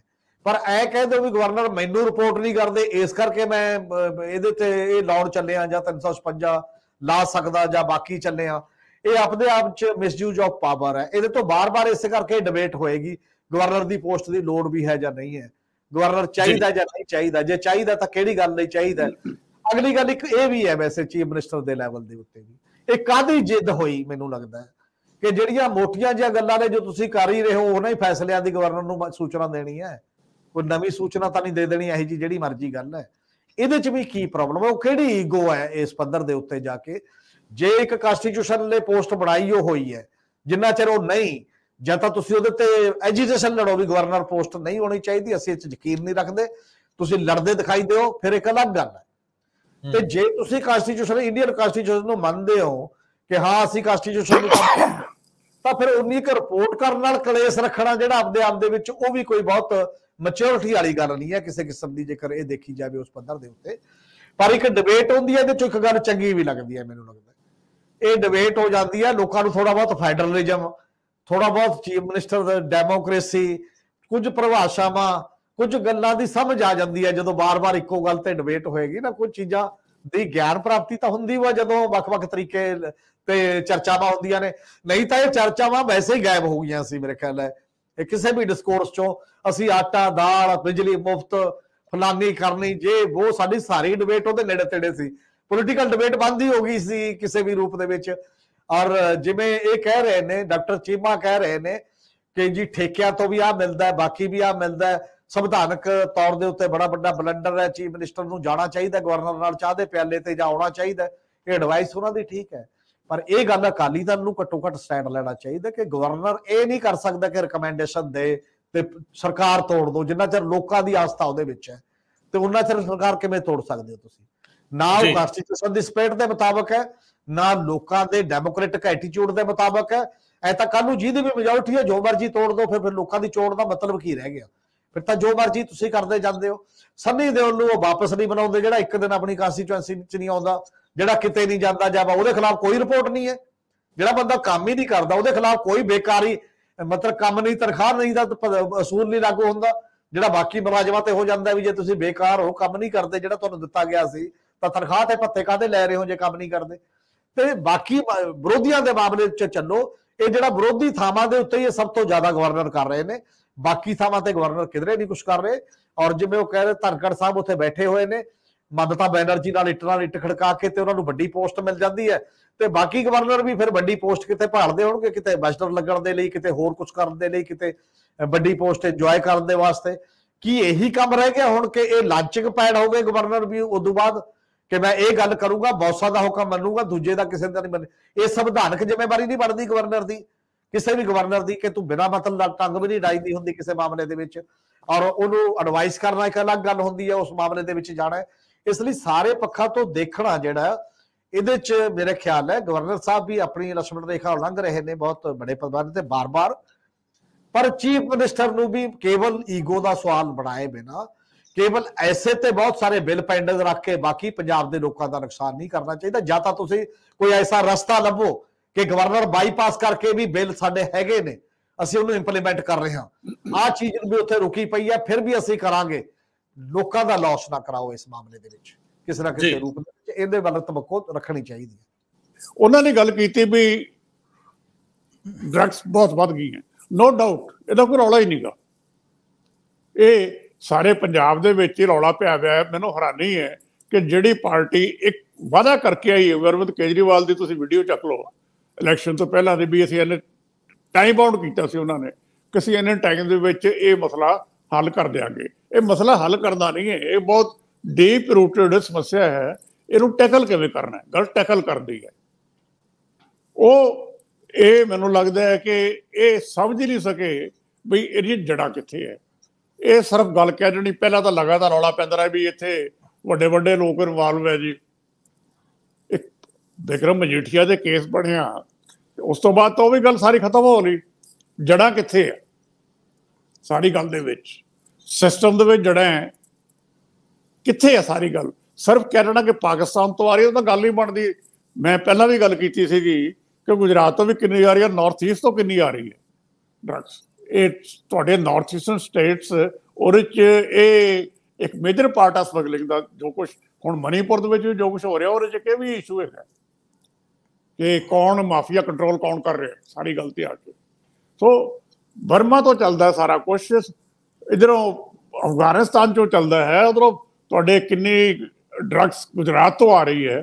ਸਿਰਫ ਇਹ ਕਹਿੰਦੇ ਡਰੋਨਸ ਆ ਰਹੀ ਹੈ, ਡਰੋਨ ਨਾਲ ਤਾਂ ਬਹੁਤ ਥੋੜ੍ਹੀ ਜਿਹੀ ਕੁਆਂਟਿਟੀ ਆ ਰਹੀ ਹੈ। ਸੋ ਪੰਜਾਬ ਸਰਕਾਰ ਨੂੰ ਇੱਕ ਤਾਂ ਆਪਣੀ ਪੋਜੀਸ਼ਨ ਕਲੀਅਰ ਹੋਣੀ ਚਾਹੀਦੀ ਵੀ ਇਹ ਮਸਲਾ ਹੈ ਕੀ, ਤੇ ਇਹਨੂੰ ਟੈਕਲ ਕਿਵੇਂ ਕਰਨਾ ਹੈ। ਸਿਰਫ ਨਾਅਰੇਬਾਜ਼ੀ ਕਰਕੇ, ਅਖਬਾਰਾਂ 'ਚ ਇਸ਼ਤਿਹਾਰ ਦੇ ਕੇ, ਇੱਕ ਛੋਟਾ ਜਿਹਾ ਕੰਮ ਕਰਕੇ ਤੇ ਉਸ ਤੋਂ ਬਾਅਦ 10 ਇਸ਼ਤਿਹਾਰ ਦੇ ਅਖਬਾਰਾਂ ਇਸ਼ਤਿਹਾਰ ਦੇ ਕੇ ਗੱਲ ਨਹੀਂ ਬਣਦੀ ਹੁੰਦੀ। ਮਸਲੇ ਜਿਹੜੇ ਲੋਕਾਂ ਦੇ ਹੈਗੇ ਪਿੰਡਾਂ ਦੇ ਵਿੱਚ ਤਰਾ ਹੋਈ ਪਈ ਹੈ। ਹੁਣ ਸਾਡੀ ਵੀ ਮੀਡੀਆ ਦੀ ਹਾਲਤ ਇਹ ਹੈ ਕਿ ਅਸੀਂ ਚੱਕ ਪਹਿਲੀ ਗੱਲ ਤਾਂ ਖਬਰ ਹੀ ਨਹੀਂ ਲਾਉਂਦੇ ਕੋਈ ਮਰ ਜਾਂਦਾ ਦਾ ਡਰੱਗਸ ਵਾਲਾ। ਅੱਗੇ ਫਰੰਟ ਪੇਜ ਤੇ ਅੰਗਰੇਜ਼ੀ ਅਖਬਾਰਾਂ 'ਚ ਖਬਰ ਲੱਗਦੀ ਸੀਗੀ, ਹੁਣ ਅੰਗਰੇਜ਼ੀ ਵਾਲੇ ਛੇਤੀ ਕੀਤੇ ਤਾਂ ਲਾਉਂਦੇ ਹੀ ਨਹੀਂ। ਪੰਜਾਬੀ 'ਚ ਖਬਰਾਂ ਲੱਗਦੀਆਂ ਉਹ ਅੰਦਰ ਲੱਗਦੀਆਂ ਜਾ ਕੇ। ਦੋ ਤਿੰਨ ਭਰਾ ਇਹ ਨਸ਼ੇ ਦੀ ਭੇਟ ਚੜ ਚੁੱਕੇ ਹੈ। ਮਾਵਾਂ ਉਹਨਾਂ ਦੀਆਂ ਵਿਲਖਰ ਗਈਆਂ, ਕੋਈ ਸਾਰ ਲੈਣ ਵਾਲਾ ਨਹੀਂਗਾ। ਸਮੱਸਿਆ ਪੰਜਾਬ ਦੀ ਬਹੁਤ ਡੀਪ ਹੈਗੀ ਹੈ, ਉਹਨੂੰ ਟੈਕਲ ਕਿਵੇਂ ਕਰਨਾ ਹੈ? ਇਹ ਇਕੱਲੇ law and order the problem ਨਹੀਂ ਹੈ, ਇਹ ਸੋਸ਼ਲ ਲੈਵਲ ਤੇ ਆ ਕੇ ਵੀ ਇਹ ਤਾਂ ਬਹੁਤ ਵੱਡੀ ਕੰਪੇਨ ਚਲਾਉਣ ਦੀ ਲੋੜ ਸੀਗੀ। ਇਹ ਹੋਇਆ ਇਹ ਹੈ ਕਿ ਪੰਜਾਬ ਦੇ ਵਿੱਚ ਸਿਆਸੀ ਪਾਰਟੀਆਂ ਇੱਕ ਦੂਜੇ ਨੂੰ ਬਲੇਮ ਕਰਨ ਲੱਗ ਪਈਆਂ। ਮਸਲਾ ਬਲੇਮ ਕਰਦਾ ਨਹੀਂ ਹੈ, ਇਹ ਇਕੱਠੇ ਹੋ ਕੇ ਇਹਦਾ ਮੁਕਾਬਲਾ ਕਰਨਾ ਚਾਹੀਦਾ ਹੈ। ਲੇਕਿਨ ਇਹਦੀ ਜੜ ਤੇ ਸਰਕਾਰ ਹੀ ਜਾ ਸਕਦੀ ਹੁੰਦੀ ਹੈ, ਤੇ ਉਹ ਇਸ਼ੂ ਟੈਕਲ ਹੋਣੇ ਚਾਹੀਦੇ ਹੈ ਜੀ। ਇਹਦੇ ਵਿੱਚ ਹੋਰ ਵੀ ਕੁਝ ਗੱਲਾਂ ਜਿਹੜੀਆਂ ਸਰਦਾਰ ਹਰਮੀਤ ਸਿੰਘ ਜੀ ਨੇ ਕੀਤੀਆਂ ਨੇ, ਉਹ ਵੀ ਬੜੀਆਂ ਅਹਿਮ ਆ। ਗਵਰਨਰ ਲਗਾਤਾਰ ਕਰਪਸ਼ਨ ਦੇ ਚਾਰਜਸ ਦੀ ਗੱਲ ਕਰ ਰਿਹਾ, ਔਰ ਉਹਦੇ ਵਿੱਚ ਕੋਈ ਉਹਨਾਂ ਨੇ ਵਿਸਥਾਰ ਅੱਜ ਦਿੱਤਾ ਹੈ ਕਿ ਨਹੀਂ ਜੀ? ਸਰਦਾਰ ਹਰਮੀਤ ਸਿੰਘ ਜੀ, ਦੇਖਿਆ ਕੋਈ ਵਿਸਥਾਰ ਐਸਾ ਹੋਵੇ ਗਵਰਨਰ ਨੇ ਕੁਝ ਇਸ ਤਰ੍ਹਾਂ ਦੀਆਂ ਨਾਲ ਚਿੱਠੀ ਦੇ ਨਾਲ ਕੁਝ ਲਗਾਇਆ ਵੀ ਹੋਵੇ, ਅਟੈਚ ਕੀਤਾ ਹੋਵੇ? ਨਹੀਂ, ਪੁਆਇੰਟਰ ਚਿੱਠੀ ਦੇ ਵਿੱਚ ਹੀ ਨੇ ਬਸ ਇਹ ਸਾਰੇ, ਮਤਲਬ ਉਹ ਅਲੱਗ ਨਹੀਂ, ਅਨੈਕਸ਼ਰ ਨਹੀਂ ਦਿੱਤਾ ਜਿਵੇਂ ਬਾਕੀ ਦੇ ਪਹਿਲਾਂ ਹੁੰਦਾ, ਪਰ ਉਹ ਗੱਲਾਂ ਕੀਤੀਆਂ ਨੇ ਪੁਆਇੰਟ ਦੇ ਕੇ ਐਵੇਂ ਸਾਰੀਆਂ, ਜਿਹੜੇ ਸਾਰੇ ਇਸ਼ੂ ਲਗਾਤਾਰ ਆ ਰਹੇ ਨੇ, ਜੋ ਚੀਫ ਮਿਨਿਸਟਰ ਬੋਲਿਆ, ਜਿਹੜੇ 'ਚ ਉਹਨਾਂ ਨੂੰ ਲੱਗਿਆ ਮੇਰੀ ਤੋਹੀਨ ਹੈ, ਜਿਹੜੀਆਂ ਇਨਫੋਰਮੇਸ਼ਨ ਨਹੀਂ ਦਿੱਤੀਆਂ ਗਈਆਂ, ਜਿਹੜੀਆਂ ਚਿੱਠੀਆਂ ਸਾਰੀਆਂ ਲੱਗਦੀਆਂ ਨੇ, ਉਹ ਸਾਰੀਆਂ ਉਹਨਾਂ ਨੇ ਕਹੀਆਂ ਵੀ ਕਿਸੇ ਦੀ ਇਨਫੋਰਮੇਸ਼ਨ ਮੈਨੂੰ ਨਹੀਂ ਦਿੱਤੀ ਗਈ ਕਿਸੇ ਵੀ ਰੂਪ 'ਚ। ਔਰ ਪਿਛਲੇ ਦਿਨਾਂ ਚੀਫ ਮਿਨਿਸਟਰ ਨੇ ਥੋੜਾ ਟਾਲਣਾ ਵੀ ਚਾਹਿਆ ਉਹ ਸਾਰੀਆਂ ਗੱਲਾਂ ਨੂੰ, ਵੀ ਚਲੋ ਛੱਡੋ ਜੀ, ਜੋ ਵੀ ਹੋ ਰਿਹਾ ਠੀਕ ਹੈ, ਪਰ ਕੱਲਾ ਉਹਨੇ ਨਾਲ ਨਹੀਂ, ਸ਼ਾਇਦ ਉਸੇ ਦੇ ਕਾਰਨ ਗਵਰਨਰ ਸਾਹਿਬ ਨੇ ਦੁਬਾਰਾ ਆ ਕੇ ਚਿੱਠੀ ਲਿਖਤੀ ਵੀ ਛੱਡ ਕੇ ਨਹੀਂ ਕੰਮ ਚੱਲਣਾ। ਪਹਿਲਾਂ ਇੱਕ ਵਾਰ ਇਹ ਲੱਗਦਾ ਸੀ ਜਦੋਂ ਸੁਪਰੀਮ ਕੋਰਟ ਦੀ ਜੱਜਮੈਂਟ ਆ ਗਈ ਸੀ ਵੀ ਚਲੋ ਉਧਰੋਂ ਸੈਸ਼ਨ ਹੋ ਗਿਆ ਤੇ ਇਧਰੋਂ ਇਹਨਾਂ ਨੇ ਇਨਫੋਰਮੇਸ਼ਨ ਦੇ ਦੇਣੀ ਹੈ ਕਿਸੇ ਨੂੰ, ਸ਼ਾਇਦ ਮਾਮਲਾ ਥੋੜਾ ਜਿਹਾ ਸਮੂਥ ਹੋ ਕੇ ਚੱਲ ਹੀ ਪਵੇ। ਲੱਗਦਾ ਇਹ ਹੈ ਵੀ ਇਹ ਨਿੱਜੀ ਬਣਾ ਲਿਆ ਮਾਮਲਾ ਹੁਣ ਦੋਨੋਂ ਧਿਰਾਂ। ਮਾਮਲਾ ਹੁਣ ਕਨਸਟੀਟਿਊਸ਼ਨਲ ਨਹੀਂ ਰਿਹਾ ਜਾਂ ਉਹਨਾਂ ਦੀਆਂ ਪੋਸਟਾਂ ਦੇ ਹਾਣ ਦਾ ਨਹੀਂ ਰਿਹਾ, ਇਹ ਮਾਮਲਾ ਜਿਵੇਂ ਪਰਸਨਲ ਬਣ ਗਿਆ ਦੋਨਾਂ ਦਾ, ਕਿ ਹਰ ਗੱਲ ਤੇ ਕਮੈਂਟ ਤੇ ਹਰ ਗੱਲ ਤੇ ਕੁਝ ਗੱਲ ਕਰਨੀ ਹੈ। ਇੱਕ ਨੇ ਇਹ ਧਾਰ ਲਿਆ ਵੀ ਆਪਾਂ ਇਗਨੋਰ ਕਰਨਾ, ਦੂਜੇ ਨੇ ਧਾਰ ਲਿਆ ਮੈਂ ਇਗਨੋਰ ਹੋਣ ਨਹੀਂ ਦੇਣਾ, ਮੈਂ ਰੋਜ਼ ਇਹ ਗੱਲ ਐਵੇਂ ਕਰਨੀ ਹੈ ਇਸੇ ਤਰੀਕੇ ਦੇ ਨਾਲ। ਫਿਰ ਉਹੀ ਗੱਲਾਂ ਚਿੱਠੀਆਂ ਫਿਰ ਉਹ ਮੀਡੀਆ ਨੂੰ ਵੀ ਦੇਣਾ, ਮੀਡੀਆ ਜਾ ਕੇ ਗੱਲ ਵੀ ਕਰਨੀ, ਉਹ ਫਿਰ ਪਰਸਨਲ ਇੱਕ ਰੇਸ ਹੋ ਜਾਂਦੀ ਹੈ ਕਿਸੇ ਨਾ ਕਿਸੇ ਰੂਪ ਚ। ਹੁਣ ਇਹਦੇ ਵਿੱਚ ਜਾਤਾਂ ਮਤਲਬ ਕੋਈ ਵੀ ਇਹਦਾ ਮਤਲਬ ਚਿੰਤਤ ਨਹੀਂ ਹੈ, ਇੱਕ ਰਾਏ ਤਾਂ ਇਹੋ ਜਿਹੇ ਮੁੱਦਿਆਂ ਦੇ ਉੱਤੇ ਓਵਰਆਲ ਪੋਲੀਟੀਕਲ ਕੰਸੈਂਸਸ ਬਣਨਾ ਚਾਹੀਦਾ ਪੰਜਾਬ ਦੇ ਮੇਜਰ ਮੁੱਦਿਆਂ ਤੇ। ਕੋਈ ਪੋਲਿਟਿਕਸ ਆਪਦੀ ਕਰਦੇ ਰਹੋ, ਪਾਰਟੀਆਂ ਆਪਣੀਆਂ ਰੱਖੋ, ਕੁਝ ਮੁੱਦੇ ਜਿਹੜੇ ਪੰਜਾਬ ਦੇ ਡਾਇਰੈਕਟ ਪੰਜਾਬ ਦੀ ਹੋਣੀ ਨਾਲ ਸੰਬੰਧਿਤ ਨੇ, ਉੱਥੇ ਬੈਠ ਕੇ ਕੋਈ ਮਤਲਬ ਕੋਈ ਗੱਲਬਾਤ ਹੋ ਸਕਦੀ ਹੈ ਸਾਰੀਆਂ ਪਾਰਟੀਆਂ ਦੇ ਵਿੱਚ, ਪਰ ਮੈਨੂੰ ਲੱਗਦਾ ਨਹੀਂ, ਕਿਉਂਕਿ ਜਿਹੜੀ ਭਗਵੰਤ ਮਾਨ ਉਹਨਾਂ ਦੀ ਅਪਰੋਚ ਵੀ ਹੈ, ਚਾਹੇ ਵਿਧਾਨ ਸਭਾ ਦੇ ਅੰਦਰ ਚਾਹੇ ਬਾਹਰ, ਉਹਨਾਂ ਦੀ ਇੱਕੋ ਹੀ ਗੱਲ ਹੈ ਵੀ ਇਹ ਤਾਂ ਰੱਦ ਕੀਤੇ ਹੋਏ ਨੇ, ਇਹਨਾਂ ਦਾ ਲੋਕਾਂ ਦਾ ਮਤਲਬ ਹੀ ਨਹੀਂ ਹੈ। ਜਦੋਂ ਤੁਹਾਡਾ ਵਿਰੋਧੀ ਧਿਰ ਬਾਰੇ ਇਹ ਅਪਰੋਚ ਹੋਏਗੀ, ਇਸੇ ਤਰ੍ਹਾਂ ਦਿੱਲੀ ਦੇ ਵਿੱਚ ਜੇ ਇਹ ਅਪਰੋਚ ਹੋਏਗੀ ਤੇ ਇੱਥੇ ਇਹ ਅਪਰੋਚ ਹੋਏਗੀ, ਤਾਂ ਫਿਰ ਡੈਮੋਕ੍ਰੇਸੀ ਦੀ ਵੈਲਿਊ ਤੁਸੀਂ ਕਰ ਨਹੀਂ ਰਹੇ। ਤੁਸੀਂ ਤੁਹਾਡੇ ਅੰਦਰ ਉਹ ਵੈਲਿਊ ਸਿਸਟਮ ਨਹੀਂ ਹੈ ਜਿਹੜਾ ਡੈਮੋਕ੍ਰੇਸੀ ਨੂੰ ਚਾਹੀਦਾ ਹੁੰਦਾ, ਉਹ ਉਹਨਾਂ ਸੰਸਥਾਵਾਂ ਨੂੰ ਬੰਧਨ ਫੁੱਲਣ ਲਈ ਚਾਹੀਦਾ ਹੁੰਦਾ। ਇਸੇ ਤਰ੍ਹਾਂ ਵਿਰੋਧੀ ਧਿਰ ਦੇ ਬਾਕੀ ਪਾਰਟੀਆਂ ਨੇ, ਉਹਨਾਂ ਚੋਂ ਬਹੁਤੇ ਤਾਂ ਕਰਪਸ਼ਨ ਕਰਕੇ ਡਰਦੇ ਨੇ ਵਿਚਾਰੇ, ਕੋਈ ਗੱਲ ਹੀ ਨਹੀਂ ਕਰਦੇ। ਜਿਹੜਾ ਰੋਡ ਦੀ ਪੋਲਿਟਿਕਸ ਇੱਕ ਹੁੰਦੀ ਹੈ ਨਾ, ਗੱਲ ਕਰ ਲਈ ਕਿ ਆਹ ਮੁੱਦੇ ਪੰਜਾਬ ਦੇ ਨੇ, ਇਹਦੇ ਫਰੇਮਵਰਕ 'ਚ ਚੀਫ ਮਿਨਿਸਟਰ ਕਿਉਂ ਆਲ ਪਾਰਟੀ ਮੀਟਿੰਗ ਨਹੀਂ ਬੁਲਾਉਂਦੇ, ਕਿਉਂ ਇੱਥੇ ਇਕੱਠੇ ਹੋ ਕੇ ਅਸੀਂ ਸੋਚ ਨਹੀਂ ਸਕਦੇ, ਡਰੱਗ ਤੇ ਇਕੱਠੇ ਕਿਉਂ ਨਹੀਂ ਮੀਟਿੰਗ ਹੋ ਸਕਦੀ? ਜੇ ਐਡਾ ਹੀ ਸੀਰੀਅਸ ਮੁੱਦਾ ਹੈ ਕਿ ਪੰਜਾਬ ਨੇ ਕਿਵੇਂ ਟੈਕਲ ਕਰਨਾ, ਸਭ ਦੀ ਜੇ ਸਹਿਯੋਗ ਜ਼ਰੂਰੀ ਹੈ, ਲੋਕਾਂ ਦਾ ਸਹਿਯੋਗ, ਤਾਂ ਪੋਲੀਟੀਕਲ ਧਿਰਾਂ ਦਾ ਵੀ ਤਾਂ ਸਾਰਿਆਂ ਦੇ ਸਹਿਯੋਗ ਜ਼ਰੂਰੀ ਹੈ, ਤਾਂ ਉਸ ਤੋਂ ਬਾਅਦ ਬਾਕੀ ਦਾ ਵੀ ਤਾਂ ਸਾਰਿਆਂ ਦਾ ਸਹਿਯੋਗ ਜ਼ਰੂਰੀ ਹੈ ਫਿਰ, ਜਾਂ ਕੱਲਾ ਨੰਬਰ ਸਕੋਰ ਕਰਨੇ ਨੇ। ਮੈਨੂੰ ਲੱਗਦਾ ਕੋਈ ਵੀ ਧਿਰ ਸੰਸੀਰ ਐ ਨਹੀਂ ਕਿ ਜਿਹੜੀ ਇਨੀਸ਼ੀਏਟਿਵ ਲੈ ਕੇ ਇਹ ਕਹਿ ਕੇ ਆਓ ਜੀ ਆਪਾਂ ਇਹ ਕੰਮ ਕਰਦੇ ਹਾਂ, ਜਾਂ ਆਪੋਜੀਸ਼ਨ ਇਹ ਕਰੇ ਕਿ ਸਰਕਾਰ ਤਾਂ ਸਾਡੀ ਮੰਨਦੀ ਨਹੀਂ, ਇੱਕ ਧਿਰ ਆਲ ਪਾਰਟੀ ਮੀਟਿੰਗ ਬੁਲਾਏ ਵੀ ਆਓ ਫਿਰ ਆਪਾਂ ਗੱਠਜੋੜ ਕਰਕੇ ਕਿਉਂ ਨਾ ਸਰਕਾਰ ਨੂੰ ਮਜਬੂਰ ਕਰੀਏ ਵੀ ਇਹ ਚੀਜ਼ਾਂ ਕਿਵੇਂ ਹੋ ਰਹੀਆਂ ਨੇ, ਕਿਵੇਂ ਵਾਪਰ ਰਹੀਆਂ ਨੇ, ਕਿਉਂ ਵਾਪਰ ਰਹੀਆਂ ਨੇ, ਤੇ ਆਪਾਂ ਇਹਦੇ ਤੇ ਕੋਈ ਅੱਗੇ ਐਜੀਟੇਸ਼ਨ ਕਰੀਏ ਜਾਂ ਪ੍ਰਚਾਰ ਮੁਹਿੰਮ ਚਲਾਈਏ ਜਾਂ ਨੈਰੇਟਿਵ ਸਰਜੀਏ। ਇਹੋ ਜਿਹਾ ਇਹ ਨਾਨ ਸੀਰੀਅਸ ਮਾਮਲੇ ਚੱਲ ਰਹੇ ਨੇ। ਮੇਰਾ ਖਿਆਲ ਹੈ ਜਿੱਡੀ ਗੰਭੀਰ ਸਮੱਸਿਆਵਾਂ ਨੇ, ਉਸ ਲੈਵਲ ਦੀ ਮੈਚੁਰਿਟੀ ਤੇ ਉਸ ਲੈਵਲ ਦੀ ਗੰਭੀਰਤਾ ਵਾਲੀ ਲੀਡਰਸ਼ਿਪ ਨਦਾਰਦ ਹੈ ਪੰਜਾਬ ਦੀ, ਔਰ ਇਹ ਬੜਾ ਸੀਰੀਅਸ ਚਿੰਤਾ ਦਾ ਸਵਾਲ ਹੈਗਾ ਸਾਡੇ ਸਾਹਮਣੇ ਕਿਸੇ ਨਾ ਕਿਸੇ ਰੂਪ ਦੇ ਵਿੱਚ ਪੰਜਾਬੀਆਂ ਦੇ ਸਾਹਮਣੇ। ਇਸ ਕਰਕੇ ਇਹ ਜ਼ਰੂਰੀ ਹੈ। ਫਿਰ ਗਵਰਨਰ ਨਾਲ ਤਾਂ ਉਵੇਂ ਚੱਲਦਾ ਹੀ ਹੈ, ਜੋ ਵੀ ਮਾਮਲਾ ਬਾਕੀ ਦੇ ਬੰਦੇ ਗਵਰਨਰ ਨੂੰ ਦੇਣ ਚਲੇ ਜਾਂਦੇ ਨੇ ਮੰਗ ਪੱਤਰ, ਤੇ ਇੱਧਰ ਉਹ ਵੀ ਦੱਸ ਕੇ ਆਉਂਦੇ ਨੇ ਇੱਕ ਦੋ ਗੱਲਾਂ, ਉਹ ਨਾਲ ਗਵਰਨਰ ਸਾਹਿਬ ਵਿੱਚ ਉਹ ਵੀ ਲਿਖ ਦਿੰਦੇ ਹੋਣਗੇ ਚਾਰ ਵੀ ਚੱਲ ਆਹ ਚੀਜ਼ਾਂ ਵੀ ਸਾਡੀਆਂ ਰਹਿੰਦੀਆਂ ਨੇ, ਆਹ ਵੀ ਨਹੀਂ ਦਿੰਦੀਆਂ। ਸੰਵਿਧਾਨਕ ਜੇ ਤੁਸੀਂ ਸਰਕਾਰ ਚਲਾਉਣੀ ਹੈ, ਤੁਸੀਂ ਕਹਿ ਰਹੇ ਹੋ ਡਾਕਟਰ ਅੰਬੇਦਕਰ ਲਾਏ ਹੋਏ ਨੇ ਪਿੱਛੇ ਕਿ ਅਸੀਂ ਪੂਰੀ ਤਰ੍ਹਾਂ ਰੂਲ ਆਫ ਲਾ ਤੇ ਕਨਸਟੀਟਿਊਸ਼ਨ ਨੂੰ ਫੋਲੋ ਕਰਾਂਗੇ, ਤਾਂ ਫਿਰ ਉਹਨੂੰ ਫੋਲੋ ਕਰੋ। ਫੋਲੋ ਕਰਕੇ ਜੋ ਕਨਸਟੀਟਿਊਸ਼ਨ ਦੇ ਬਾਹਰ ਦੀ ਬਿਨਾਂ ਮਤਲਬ ਦੀ ਕੰਟਰਾਡਿਕਸ਼ਨ ਆਏਗੀ ਤਾਂ ਲੋਕ ਉਹਨੂੰ ਫੜ ਲੈਣਗੇ ਕਿ ਆਹ ਗੱਲ ਵਿਦਆਊਟ ਕਨਸਟੀਟਿਊਸ਼ਨ ਹੈ, ਫਲਾਨਾ ਬੰਦਾ ਕਨਸਟੀਟਿਊਸ਼ਨ ਤੋਂ ਬਾਹਰ ਜਾ ਰਿਹਾ, ਫਲਾਨਾ ਬੰਦਾ ਆ ਕਰ ਰਿਹਾ, ਫਲਾਨਾ ਬੰਦਾ ਨਹੀਂ ਕਰ ਰਿਹਾ।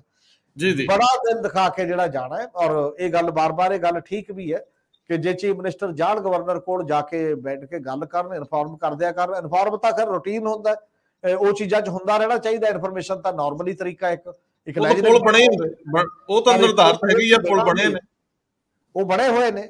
ਜੇ ਤੁਹਾਡੇ ਗਵਰਨਰ ਜਦੋਂ ਜਾਂਦੇ ਨੇ ਬਾਰਡਰ ਏਰੀਏ 'ਚ, ਜੇ ਚੀਫ ਸੈਕਟਰੀ ਤੇ ਡੀਜੀਪੀ ਨਾਲ ਜਾਂਦੇ ਨੇ ਆਲੇ ਦੁਆਲੇ ਬੈਠ ਕੇ, ਤੇ ਵਿੱਚ ਗਵਰਨਰ ਪ੍ਰੈਸ ਕਾਨਫਰੰਸ ਕਰਦੇ ਨੇ, ਤਾਂ ਆਪਸ 'ਚ ਲੈਜਣਗੇ ਹੈ ਨਾ, ਗੱਲਾਂ ਹੀ ਕਰਦੇ ਹੋਣਗੇ ਕੁਛ, ਜਾਂ ਬਾਕੀ ਕੀ ਕਰਦੇ ਹੋਣਗੇ ਹੋਰ।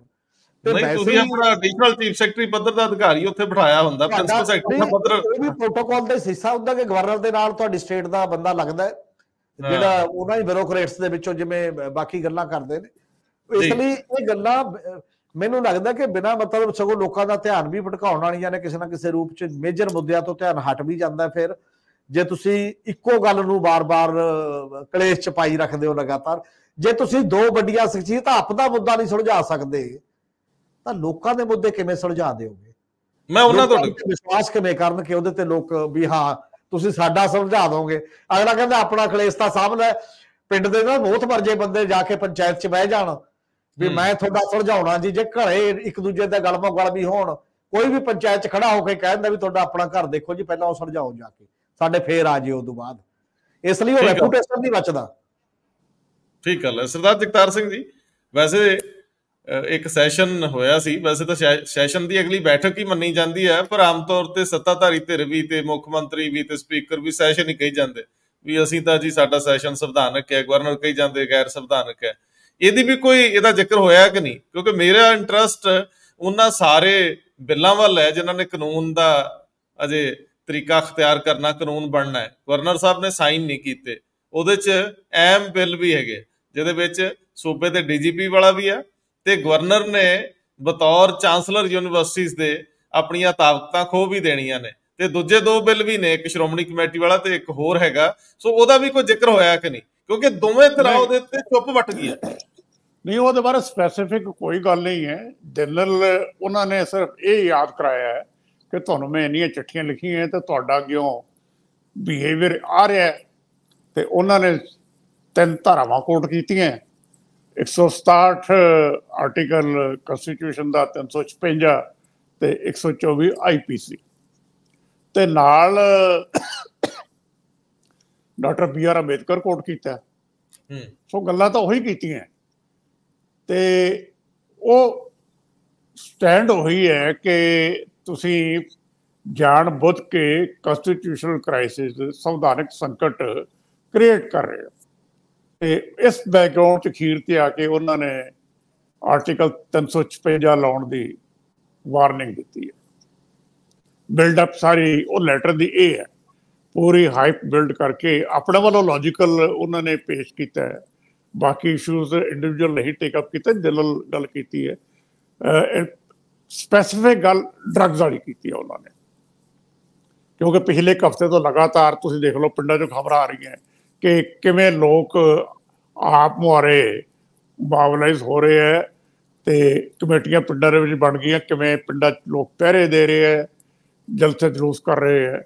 ਉਹ ਪੰਜਾਬ ਦੇ ਵਿੱਚ ਸਿਚੁਏਸ਼ਨ ਇੱਕ ਨਵੀਂ ਟਰਨ ਲੈ ਰਹੀ ਹੈ, ਉਹ ਪੂਰੀ ਸਟੱਡੀ ਮੰਗਦੀ ਆਪਣੇ ਆਪ ਦੇ ਵਿੱਚ। ਉਹ ਇਹਨਾਂ ਨੇ ਇਸ਼ੂ ਜ਼ਿਕਰ ਕੀਤਾ। ਆਪਾਂ ਬਿਲਕੁਲ, ਮੈਂ ਪਹਿਲਾਂ ਗੱਲ ਕੀਤੀ ਹੈ ਕਿ ਬਹੁਤ ਸੀਰੀਅਸ ਇਸ਼ੂ ਹੈ, ਸਧਾਰਨ ਇਸ਼ੂ ਨਹੀਂ ਹੈ। ਮੈਂ ਉੱਤੇ ਉਹਨਾਂ ਲੇਕਿਨ ਚਾਰ ਬਿੱਲਾਂ ਦੀ ਗੱਲ ਜਿਹੜੀ ਤੁਸੀਂ ਕੀਤੀ ਹੈ, ਉਹ ਸਪੈਸੀਫਿਕ ਇਸ਼ੂ ਇਹਦੇ ਵਿੱਚ ਨਹੀਂ ਹੈ। ਪਰ ਉਹ ਟੰਗੇ, ਉਹ ਤਾਂ ਫਸਿਆ ਤਾਂ ਹੋਇਆ, ਲਟਕਿਆ ਹੋਇਆ। ਮੈਂ ਤੁਹਾਡੇ ਤੋਂ ਇਹੀ ਜਾਣਨਾ ਚਾਹੁੰਦਾ ਹੈ ਕਿ ਜਦੋਂ ਇਹ ਸਾਰੀ ਸਿਚੁਏਸ਼ਨ ਕ੍ਰੀਏਟ ਹੋ ਗਈ, ਹੁਣ ਇਹ ਬਣ ਗਈ ਸਥਿਤੀ, ਚਿੱਠੀ ਲਿਖੀ ਜਾ ਚੁੱਕੀ ਹੈ, ਚਿੱਠੀ ਸਖਤ ਹੈ, ਔਰ ਮੇਰੇ ਖਿਆਲ ਹਿਸਟਰੀ ਦੇ ਵਿੱਚ ਬਹੁਤ ਘੱਟ ਕਿਸੇ ਗਵਰਨਰ ਨੇ ਇਸ ਤਰ੍ਹਾਂ ਥ੍ਰੈਟ ਕੀਤਾ ਹੋਵੇ ਕਿ ਮੈਨੂੰ ਮਜਬੂਰ ਹੋਣਾ ਪੈ ਸਕਦਾ ਰਿਕਮੈਂਡੇਸ਼ਨ ਲਈ। ਸੋ ਮੈਂ ਤੁਹਾਡੇ ਤੋਂ ਸਮਝਣਾ ਚਾਹੁੰਦਾ ਕਿ ਇੱਥੇ ਹੁਣ ਟਕਰਾਅ ਵੱਧ ਜਾਊਗਾ, ਜਾਂ ਗਵਰਨਮੈਂਟ ਆਫ ਪੰਜਾਬ ਵੱਲੋਂ, ਮੁੱਖ ਮੰਤਰੀ ਭਗਵੰਤ ਮਾਨ ਵੱਲੋਂ ਇਹਦੇ ਉੱਤੇ ਰਿਐਕਸ਼ਨ ਕਿਸ ਤਰ੍ਹਾਂ ਦਾ ਹੋ ਸਕਦਾ, ਜਾਂ ਗਵਰਨਮੈਂਟ ਦਾ ਰਿਐਕਸ਼ਨ ਤੁਹਾਨੂੰ ਕੀ ਲੱਗ ਰਿਹਾ? ਕਿਉਂਕਿ ਰਿਐਕਸ਼ਨ ਤਾਂ ਉਹਨਾਂ ਦਾ ਹੀ ਹੋਣਾ, ਉਹਦੇ 'ਚ ਤੁਹਾਡਾ ਸਾਡਾ ਕੁਝ ਹੈ ਤਾਂ ਹੈ ਨਹੀਂ, ਲੇਕਿਨ ਇੱਕ ਮੋਟੇ ਤੌਰ ਦੇ ਉੱਤੇ ਉਹਨਾਂ ਨੂੰ ਕੀ ਕਹਿਣਾ ਚਾਹੀਦਾ ਹੈ ਜਾਂ ਕੀ ਹੋ ਸਕਦਾ ਹੈ? ਤੇ ਤੀਜੀ ਗੱਲ ਦੇ ਵਿੱਚ ਕਿ ਕੀ ਇਸ ਸਥਿਤੀ ਦੇ ਵਿੱਚ ਜਿਹੜੀ 167 ਦੇ ਤਹਿਤ ਜਾਣਕਾਰੀ ਆ, ਮੁੱਖ ਮੰਤਰੀ ਉਹ ਵੀ ਦੇ ਸਕਦੇ ਜਾਂ ਉਹ ਇਹਦੇ ਨਾਲੋਂ ਵੀ ਜ਼ਿਆਦਾ ਵੱਡਾ ਹਮਲਾ ਕਰਨਗੇ ਤੁਹਾਨੂੰ ਲੱਗਦਾ? ਕਿਉਂਕਿ ਗਵਰਨਰ ਇਸ ਸਥਿਤੀ 'ਚ ਨਹੀਂ ਹੈ, ਕਿਉਂਕਿ ਲਗਭਗ ਬੀਜੇਪੀ ਨੇ ਹੁਣ ਤੱਕ ਕੋਈ ਸਰਕਾਰ ਤੋੜੀ ਨਹੀਂ ਆ 356 ਲਾ ਕੇ ਜੋ ਜਦੋਂ ਦੇ ਸੱਤਾ 'ਚ ਆਏ ਆ ਇਸ ਵਾਰੀ। ਸੋ ਮੈਂ ਸਮਝਣਾ ਚਾਹੁੰਦਾ ਤੁਹਾਡੇ ਕੋਲ ਕਿ ਗਵਰਨਮੈਂਟ ਦਾ ਤਰੀਕਾ ਕੀ ਹੋਣ ਵਾਲਾ? 167 ਦੇ ਵਿੱਚ ਜਾਣਕਾਰੀ ਜਿਹੜੀ ਗਵਰਨਰ ਮੰਗੇ ਉਹ ਦੇਣੀ ਪੈਣੀ ਹੈ। ਮੈਂ ਪਹਿਲਾਂ ਕਹਿ ਕੇ ਹਟਿਆ ਕਿ ਪੰਜਾਬ ਗਵਰਨਮੈਂਟ ਇੱਥੇ ਗਲਤ ਹੈ। ਉਹ ਤਾਂ ਕੰਸਟੀਟਿਊਸ਼ਨਲ ਪੁਆਇੰਟ ਹੈ, ਜਿਹੜੀ information governor ਮੰਗੇਗਾ they have to provide, ਉਹਦਾ ਕੋਈ ਵੇਆਊਟ ਹੀ ਨਹੀਂ ਹੈ ਹੋਰ। ਉਹ ਤਾਂ ਗੱਲ ਉੱਥੇ ਖੜੀ ਹੈ। ਲੇਕਿਨ ਜਦ ਤੱਕ ਗਵਰਨਰ ਚਾਰੇ ਬਿੱਲ ਵਾਪਸ ਨਹੀਂ ਭੇਜਦਾ ਉਦ ਤੱਕ ਸਰਕਾਰ ਕੋਈ ਸਟੈਂਡ ਨਹੀਂ ਲੈ ਸਕਦੀ। ਉਹ ਆਪਣੇ ਕੋਲ ਡਿਲੇ ਕਰ ਸਕਦਾ। ਇੱਥੇ ਹੀ ਗੱਲ ਸਾਰੀ ਫਸੀ ਹੋਈ ਹੈ। ਯਾਰ ਵਾਪਸ ਭੇਜ ਦੇਵੇ, ਹੁਣ ਤੱਕ ਵਾਪਸ ਤਾਂ ਭੇਜੇ ਨਹੀਂ। ਉੱਥੋਂ ਲਿਖ ਦਿੰਦੇ ਵੀ ਤੁਹਾਡਾ ਸੈਸ਼ਨ ਇਲੀਗਲ ਸੀ, ਦੈਨ ਤੁਸੀਂ ਰਿਟਰਨ ਕਰੋ ਬਿੱਲ ਚਾਰੇ। ਇਹ ਗੱਲ ਕਹਿ ਕੇ ਕਿ ਸੈਸ਼ਨ ਇਲੀਗਲ ਸੀ ਇਸ ਕਰਕੇ ਮੈਂ ਰਿਟਰਨ ਕਰਦਾ, ਜਾਂ ਜਿਹੜੇ ਵੀ ਆਬਜੈਕਸ਼ਨ ਲਾਉਣੇ ਗਵਰਨਰ ਹੋਰ ਕੋਈ ਆਬਜੈਕਸ਼ਨ ਲਾ ਕੇ ਵੀ ਉਹ ਬਿੱਲ ਵਾਪਸ ਸਰਕਾਰ ਨੂੰ ਭੇਜ ਸਕਦਾ ਰੀਕਨਸਲਟੇਸ਼ਨ ਵਾਸਤੇ। ਉਹਦੇ ਬਾਅਦ ਕੋਈ ਰੌਲਾ ਨਹੀਂਗਾ ਜੀ। ਲੇਕਿਨ ਪਹਿਲਾਂ ਭੇਜੇ, ਸਰਕਾਰ ਤਾਂ ਉਹ 'ਤੇ ਰਿਐਕਟ ਕਰੇਗੀ ਜਦੋਂ ਫਾਰਮਲੀ ਉਹ ਬਿੱਲ ਵਾਪਸ ਆਉਣਗੇ, ਉਸ ਤੋਂ ਬਾਅਦ ਫੈਸਲਾ ਇਹਦੇ 'ਤੇ ਹੋਏਗਾ। ਹਾਲੇ ਤਾਂ ਗੱਲ ਸਾਰੀ ਹਵਾ ਦੇ ਵਿੱਚ ਹੈ। ਗਵਰਨਰ ਆਪਣੇ ਵੱਲੋਂ ਕਹਿ ਛੱਡਦਾ, ਲਿਖ ਵੀ ਦਿੰਦਾ ਕਿ ਸੈਸ਼ਨ ਇਲੀਗਲ ਹੈ, ਲੇਕਿਨ ਫਿਰ ਬਿੱਲ ਵਾਪਸ ਭੇਜੋਗੇ। ਜਦ ਤੱਕ ਸਰਕਾਰ ਕੋਲ ਬਿੱਲ ਨਹੀਂ ਵਾਪਸ ਆਉਂਦੇ, ਨਾ ਸਪੀਕਰ ਐਕਸ਼ਨ ਲੈ ਸਕਦਾ ਨਾ ਪੰਜਾਬ ਸਰਕਾਰ ਲੈ ਸਕਦੀ ਹੈ। ਸੋ ਪਹਿਲਾਂ ਟੈਕਨੀਕਲੀ ਪਹਿਲਾਂ ਬਿੱਲ ਵਾਪਸ ਆਉਣੇ ਬਹੁਤ ਜ਼ਰੂਰੀ ਹੈ ਜੀ। ਸਰਦਾਰ ਹਰਮੀਤ ਸਿੰਘ ਜੀ, ਹੁਣ ਗਵਰਨਮੈਂਟ ਕੋਲ ਇਸ ਤੋਂ ਬਿਨਾਂ ਕੋਈ ਰਸਤਾ ਨਹੀਂ ਬਚਿਆ ਕਿ ਉਹ 1 ਬਾਈ 1 ਜਿੰਨੇ ਸਵਾਲ ਗਵਰਨਰ ਨੇ ਉਠਾਏ ਨੇ ਉਸ ਤਰ੍ਹਾਂ ਹੀ ਚਿੱਠੀ ਦਾ ਜਵਾਬ ਤੁਰੰਤ ਦੇਣ। ਉਹਨਾਂ ਕੋਲ ਸ਼ਾਇਦ ਅੱਜ ਨਹੀਂ ਲੇਕਿਨ ਕੱਲ ਤੱਕ ਇਹ ਜਵਾਬ ਆਉਣਾ ਬਣਦਾ ਹੈ ਜਾਂ ਸੋਮਵਾਰ ਤੱਕ ਆਏਗਾ। ਵੈਸੇ ਇੰਨੇ ਵੱਡੇ ਹਮਲੇ ਤੋਂ ਬਾਅਦ ਸਰਕਾਰਾਂ ਲਈ ਚੁੱਪ ਰਹਿਣਾ ਵੀ ਬਹੁਤ ਔਖਾ ਹੋ ਜਾਂਦਾ। ਕਈ ਵਾਰੀ ਇਹ ਵੀ ਵੇਖਿਆ ਜਾਂਦਾ ਕਿ ਆਪੇ ਆਲੇ ਦੁਆਲੇ ਚੋਂ ਰਿਐਕਸ਼ਨ ਆਉਣ ਅਤੇ ਅਸੀਂ ਚੁੱਪ ਰਹੀਏ, ਗਵਰਨਮੈਂਟ ਸੇ ਵੀ ਸੋਚਦੀ ਹੈ। ਪਰ ਤੁਸੀਂ ਤੁਹਾਨੂੰ ਕੀ ਲੱਗਦਾ ਜੋ ਹੁਣ ਤੱਕ ਤਾਂ ਤੁਸੀਂ ਇਸ ਸਰਕਾਰ ਦੀ ਵਰਕਿੰਗ ਦੇਖੀ ਆ, ਆਮ ਆਦਮੀ ਪਾਰਟੀ ਦਾ ਸੁਭਾਅ ਦੇਖਿਆ, ਮੁੱਖ ਮੰਤਰੀ ਦਾ ਵਿਅਕਤੀਗਤ ਨਜ਼ਰੀਆ ਦੇਖਿਆ, ਕਿਸ ਤਰ੍ਹਾਂ ਦਾ ਰਿਐਕਸ਼ਨ ਆਉਣ ਵਾਲਾ? ਕੀ ਇੱਕ ਗੱਲ ਦਾ ਜਵਾਬ ਦਿੱਤਾ ਜਾਊਗਾ ਧਾਰਾ 356 ਦੇ ਉੱਤੇ ਚੁੱਪ ਰਹਿ ਕੇ, ਜਾਂ ਇਹਦੇ ਉੱਤੇ ਉਸ ਤੋਂ ਵੱਡਾ ਹਮਲਾ ਕੀਤਾ ਜਾਊਗਾ ਜੀ? ਮੈਨੂੰ ਲੱਗਦਾ ਜਿਹੜਾ ਪਿਛਲਾ ਪ੍ਰੋਸੈਸ ਚੱਲਦਾ ਇਹ ਕੋਈ ਸਵਾ ਸਾਲ ਗਵਰਨਮੈਂਟ ਨੂੰ ਹੋਇਆ, ਇਹ 8-9 ਮਹੀਨਿਆਂ ਤੋਂ ਚੱਲਦਾ। ਸੈਸ਼ਨ ਵੀ ਉਹਦੇ ਵਿੱਚ ਇੱਕ ਪੜਾਅ ਸੀਗਾ। ਇਹ ਪਹਿਲਾਂ ਤੋਂ ਹੀ ਲਗਾਤਾਰ ਮਤਲਬ ਚੱਲਿਆ ਕਿੰਨੇ ਹੀ ਮਾਮਲਿਆਂ ਦੇ ਵਿੱਚ, ਚਾਹੇ SSP ਨੂੰ ਮਤਲਬ ਟਰਾਂਸਫਰ ਕਰ ਦੇਣ ਦਾ ਮਾਮਲਾ ਸੀ, ਚਾਹੇ ਉਹਦੇ ਕੋਲ ਕ੍ਰਿਮੀਨਲ ਉਹਦਾ ਚਾਹੇ ਡਰੱਗ ਦੇ ਉਧਰ ਬਾਰਡਰ ਏਰੀਆ 'ਚ ਗਵਰਨਰ ਦੇ ਜਾਣ ਦਾ ਮਾਮਲਾ ਸੀ, ਚਾਹੇ ਚੌਪਰ ਲੈਣ ਦਾ ਮਾਮਲਾ ਸੀ। ਸਾਰੇ ਮਾਮਲੇ ਕੰਟੀਨਿਊ ਲਗਾਤਾਰ ਉੱਠਦੇ ਰਹੇ ਨੇ। ਔਰ ਪਹਿਲਾਂ ਚੀਫ ਮਿਨਿਸਟਰ ਨੇ ਇੱਕ ਚਿੱਠੀ ਮੀਡੀਆ ਨੂੰ ਦੇਤੀ ਤੇ ਦੂਜੀ ਗਵਰਨਰ ਨੂੰ ਭੇਜਤੀ, ਕਿਸੇ ਦਾ ਜਵਾਬ ਆਪਸ 'ਚ ਵੀ ਰਹੇ। ਕੋਈ ਵੀ ਮੌਕਾ ਇਹੋ ਜਿਹਾ ਤਾਂ ਨਹੀਂ ਆਇਆ ਲਗਾਤਾਰ ਜਿੱਥੇ ਕੋਈ ਇੱਕ ਤੇ ਰਾਏ ਨਜ਼ਰ ਆਉਂਦੀ ਹੋਵੇ ਕਿ ਉਹ ਮਾਮਲਾ ਸੋਲਵ ਕਰਨਾ ਚਾਹੁੰਦੀ ਹੈ, ਰਿਜ਼ੋਲਵ ਕਰਨਾ ਚਾਹੁੰਦੀ ਹੈ। ਦੋਨਾਂ ਚੋਂ ਹੀ ਮੇਰਾ ਖਿਆਲ ਹੈ ਇਹ ਇਨੀਸ਼ੀਏਟਿਵ ਤਾਂ ਨਹੀਂ ਆਇਆ। ਪਿੱਛੇ ਜੇ ਇੱਕ ਗੱਲ ਤੋਂ ਲੱਗਣ ਲੱਗਿਆ ਸੀ ਜਦੋਂ ਚੀਫ ਮਿਨਿਸਟਰ ਨਜ਼ਰ ਅੰਦਾਜ਼ ਕਰਦੇ ਸੀ ਵੀ ਚਲੋ ਬਜ਼ੁਰਗ ਨੇ ਤੇ ਕਹਿ ਲਿਆ ਜੀ ਛੱਡੋ ਇਸ ਗੱਲ ਨੂੰ। ਜਿਵੇਂ ਲੱਗਦਾ ਕਿ ਉਹਨਾਂ ਨੇ ਸ਼ਾਇਦ ਸੋਚ ਸਮਝ ਲਿਆ ਵੀ ਚੱਲ ਹੁਣ ਇਹਨੂੰ ਥੋੜਾ ਜਿਹਾ ਪੈਸਿਵ ਕਰ ਦਈਏ, ਮਤਲਬ ਰਿਜ਼ੋਲਵ ਨਾ ਕਰ ਦਈਏ, ਪੈਸਿਵ ਕਰ ਦਈਏ। ਇੱਕ ਵਾਰ ਇਹ ਸੀ ਵੀ ਸ਼ਾਇਦ ਪੈਸਿਵ ਤੋਂ ਬਾਅਦ ਹੁਣ ਰਿਜ਼ੋਲਵ ਹੋਣ ਵੱਲ ਵੀ ਚੱਲ ਪਏ, ਕੋਈ ਗੱਲ ਇਹੋ ਜਿਹੀ ਸ਼ੁਰੂ ਹੋ ਗਈ ਹੋਵੇ, ਕੋਈ ਗੱਲ ਚੱਲੀ ਹੋਵੇ ਕਿਸੇ ਟਾਈਪ ਦੀ। ਪਰ ਲੱਗਦਾ ਨਹੀਂ ਹੈ ਜੋ ਲਗਾਤਾਰ ਐਟੀਟਿਊਡ ਆ। ਉਦੋਂ ਬਾਅਦ ਐਟ ਹੋਮ ਵਾਲੀ ਗੱਲ ਹੈ ਵੀ ਉੱਥੇ ਗਵਰਨਰ ਆਏ ਨਹੀਂ, ਮਤਲਬ ਚੀਫ ਮਿਨਿਸਟਰ ਨਹੀਂ ਆਏ, ਫਲਾਨਾ ਜੇ ਉਹ। ਨਹੀਂ ਤਾਂ ਕਈ ਵਾਰ ਬੰਦਾ ਇਨਫੋਰਮ ਕਰ ਦਿੰਦਾ ਮੈਂ ਨਹੀਂ ਆ ਸਕਦਾ, ਮੈਨੂੰ ਕੰਮ ਹੈ, ਉਹ ਵੀ ਆਏ ਵਰਗਾ ਹੋ ਜਾਂਦਾ। ਫਿਰ ਤਾਂ ਬੰਦਾ ਕਹਿ ਦਿੰਦਾ ਨਾ ਵੀ ਉਹਨੇ ਤਾਂ ਮੈਨੂੰ ਇਹ ਕਹਿਤਾ ਸੀ ਕਿ ਭਾਈ ਮੈਂ ਨਹੀਂ ਆਇਆ, ਜਾਂ ਬਾਕੀ ਚੀਜ਼ਾਂ ਨੇ। ਉਹ ਦੂਰੀ ਅਜੇ ਬਰਕਰਾਰ ਹੈ। ਉਹ ਜਦੋਂ ਦੂਰੀ ਬਰਕਰਾਰ ਹੈ ਤਾਂ ਜੇ ਨੇੜੇ ਇਮੀਡੀਏਟ ਲੱਗਣ ਦੀ ਸੰਭਾਵਨਾ ਨਹੀਂ ਮੈਨੂੰ ਲੱਗਦੀ ਕੋਈ ਇਸ ਟਾਈਪ ਦੀ ਕਿ ਉਹ ਤੁਰੰਤ ਜਵਾਬ ਦੇਣਗੇ। ਔਰ ਚੀਫ ਮਿਨਿਸਟਰ ਇੱਕ ਸਟੈਂਡ ਲੈ ਚੁੱਕੇ ਨੇ ਜਿਹੜੇ ਈਵਨ ਮੈਨੂੰ ਲੱਗਦਾ ਭਗਵੰਤ ਮਾਨ ਔਰ ਜਿਹੜਾ ਗਵਰਨਮੈਂਟ ਆਫ ਇੰਡੀਆ ਜੀ ਨਰਿੰਦਰ ਮੋਦੀ ਤੇ ਅਮਿਤ ਸ਼ਾਹ ਸਟਾਈਲ ਹੈ, ਇਹ ਸਟਾਈਲ 'ਚ ਕੋਈ ਬਹੁਤਾ ਫਰਕ ਨਹੀਂ ਹੈ। ਉਹ ਕਹਿੰਦੇ ਅਸੀਂ 148-40 ਕਰੋੜ ਲੋਕਾਂ ਦੇ ਨੁਮਾਇੰਦੇ ਆ, ਅਸੀਂ ਪਾਰਲੀਮੈਂਟ ਤੋਂ ਕੀ ਲੈਣਾ ਯਾਰ, ਉਹਦੇ ਜਵਾਬ ਸਾਹਮਣੇ ਅਸੀਂ ਕੀ ਕਰਨਾ। ਪਾਰਲੀਮੈਂਟ ਸਭ ਤੋਂ ਬੜੀ ਚੁਣੀ ਹੋਈ ਸੰਸਥਾ ਹੈ ਜਿੱਥੇ ਪ੍ਰਾਈਮ ਮਿਨਿਸਟਰ ਨੂੰ ਕੇਵਲ ਐਡਜੋਰਨਮੈਂਟ ਮੋਸ਼ਨ ਦੇ ਕੇ ਬੁਲਾਇਆ ਜਾ ਸਕੇ, ਇਦੋਂ ਬਿਨਾਂ ਆਉਣ ਲਈ ਤਿਆਰ ਨਹੀਂ ਹੈ, ਸੁਣਨ ਲਈ ਤਿਆਰ ਨਹੀਂ ਹੈ। ਉਸੇ ਤਰੀਕੇ ਦੇ ਨਾਲ ਚੀਫ ਮਿਨਿਸਟਰ ਕਹਿੰਦੇ ਨੇ ਮੈਂ ਤਾਂ 3 ਕਰੋੜ ਲੋਕਾਂ ਨੂੰ ਜਵਾਬ ਦੇ ਆ, ਮੈਂ ਤੁਹਾਡਾ ਕੀ ਕਰਨਾ, ਤੁਸੀਂ ਕੌਣ ਹੋ ਗਵਰਨਰ ਨੂੰ ਪੁੱਛਣ ਵਾਲੇ। ਪਹਿਲਾਂ ਉਹਨਾਂ ਨੇ ਇਹ ਸਖਤ ਸਟੈਂਡ ਲਿਆ ਹੋਇਆ ਉਸ ਲੈਵਲ ਦੇ ਉੱਤੇ। ਚੀਜ਼ਾਂ ਜਿਵੇਂ ਸੰਵਿਧਾਨਕ ਸੰਸਥਾਵਾਂ ਹੋਣ ਦੇ ਬਾਵਜੂਦ ਸੈਂਟਰਲ ਲੈਵਲ ਤੇ ਉਹਨਾਂ ਦੀ ਅਵਗਿਆ ਕੀਤੀ ਜਾਂਦੀ ਹੈ, ਵਾਇਲੇਟ ਕੀਤਾ ਜਾਂਦਾ, ਉਹਨਾਂ ਦੀ ਤੋਹੀਨ ਕੀਤੀ ਜਾਂਦੀ ਹੈ ਇੱਕ ਲੈਵਲ ਦੀ। ਉਵੇਂ ਇੱਥੇ ਵੀ ਉਸੇ ਪਾਸੇ ਦੇ ਨੂੰ ਚੱਲਿਆ ਜਾ ਰਿਹਾ। ਮੇਰੇ ਖਿਆਲ ਐਟੀਟਿਊਡ ਉਹੀ ਬਣੂਗਾ। ਔਰ ਬਣਦਾ ਜਾ ਰਿਹਾ, ਜਿਹੜਾ ਸੰਸਥਾਵਾਂ ਪ੍ਰਤੀ ਵੀ ਸਾਡਾ ਬਣਿਆ ਹੋਇਆ। ਇਸ ਲਈ ਇਹ ਇੱਕ ਵੱਡਾ ਕੁਐਸਚਨ ਹੈ ਸਿਆਸਤ ਦਾ, ਸਾਡੀ ਦਾ, ਕਿ ਅਸੀਂ ਉਧਰ ਨੂੰ ਕਿਉਂ ਜਾ ਰਹੇ ਹਾਂ। ਸੰਸਥਾਵਾਂ ਮਜ਼ਬੂਤ ਕਰਨੀਆਂ ਹੁੰਦੀਆਂ ਨੇ। ਤੁਸੀਂ ਲੋਕਾਂ ਨੂੰ ਹੀ ਦੱਸ ਦਿਓ ਉਹ ਸਾਰੀਆਂ ਗੱਲਾਂ ਜਿਹੜੀਆਂ ਗਵਰਨਰ ਨੇ ਪੁੱਛੀਆਂ ਨੇ, ਮੰਨ ਲਓ ਜੇ ਤੁਹਾਡਾ ਐਟੀਟਿਊਡ ਇਹ ਸੀ, ਤੁਸੀਂ ਦੱਸੋ ਵੀ ਗਵਰਨਰ ਦਾ ਆਹ ਭਾਈ ਸਾਨੂੰ ਆਇਆ, ਇਹਦਾ ਜਵਾਬ ਆਏ। ਮਤਲਬ ਕੁਲਦੀਪ ਉਹਨਾਂ ਦੇ ਖਿਲਾਫ ਇੱਕ ਪਰਚਾ ਦਰਜ ਹੈ, ਗਵਰਨਰ ਨੇ ਕਿਉਂ ਭਾਈ ਬਦਲਿਆ ਸੀ, ਤੁਹਾਨੂੰ ਕੀ ਕਿਹਾ ਸੀ, ਕੀ ਕਾਰਵਾਈ ਕਰੋ, ਦੱਸ ਦਿਓ ਤੁਸੀਂ ਕੀ ਕਾਰਵਾਈ ਕਿਹਾ ਸੀ ਕਰੋ, ਤੇ ਤੁਸੀਂ ਕੀਤੀ ਹੈ ਜਾਂ ਨਹੀਂ ਕੀਤੀ। ਕਟਾਰੂ ਚੱਕ ਦੇ ਮਾਮਲੇ 'ਚ ਗਵਰਨਰ ਨੇ ਤੁਹਾਨੂੰ ਕੀ ਕਿਹਾ ਸੀ, ਤੁਸੀਂ ਦੱਸ ਦਿਓ ਭਾਈ ਸਾਨੂੰ ਤਾਂ ਆਹ ਕਿਹਾ ਸੀ, ਅਸੀਂ ਇਸ ਲਈ ਨਹੀਂ ਕੀਤਾ। ਬਾਕੀ ਮਾਮਲਿਆਂ ਦੇ ਵਿੱਚ ਜਿਹੜਾ ਸਾਰਿਆਂ ਦੇ ਵਿੱਚ ਕਿਹਾ ਜਾ ਰਿਹਾ ਸੀ, ਤੁਸੀਂ ਦੱਸ ਦਿਓ, 3 ਕਰੋੜ ਨੂੰ ਦੱਸ ਦਿਓ।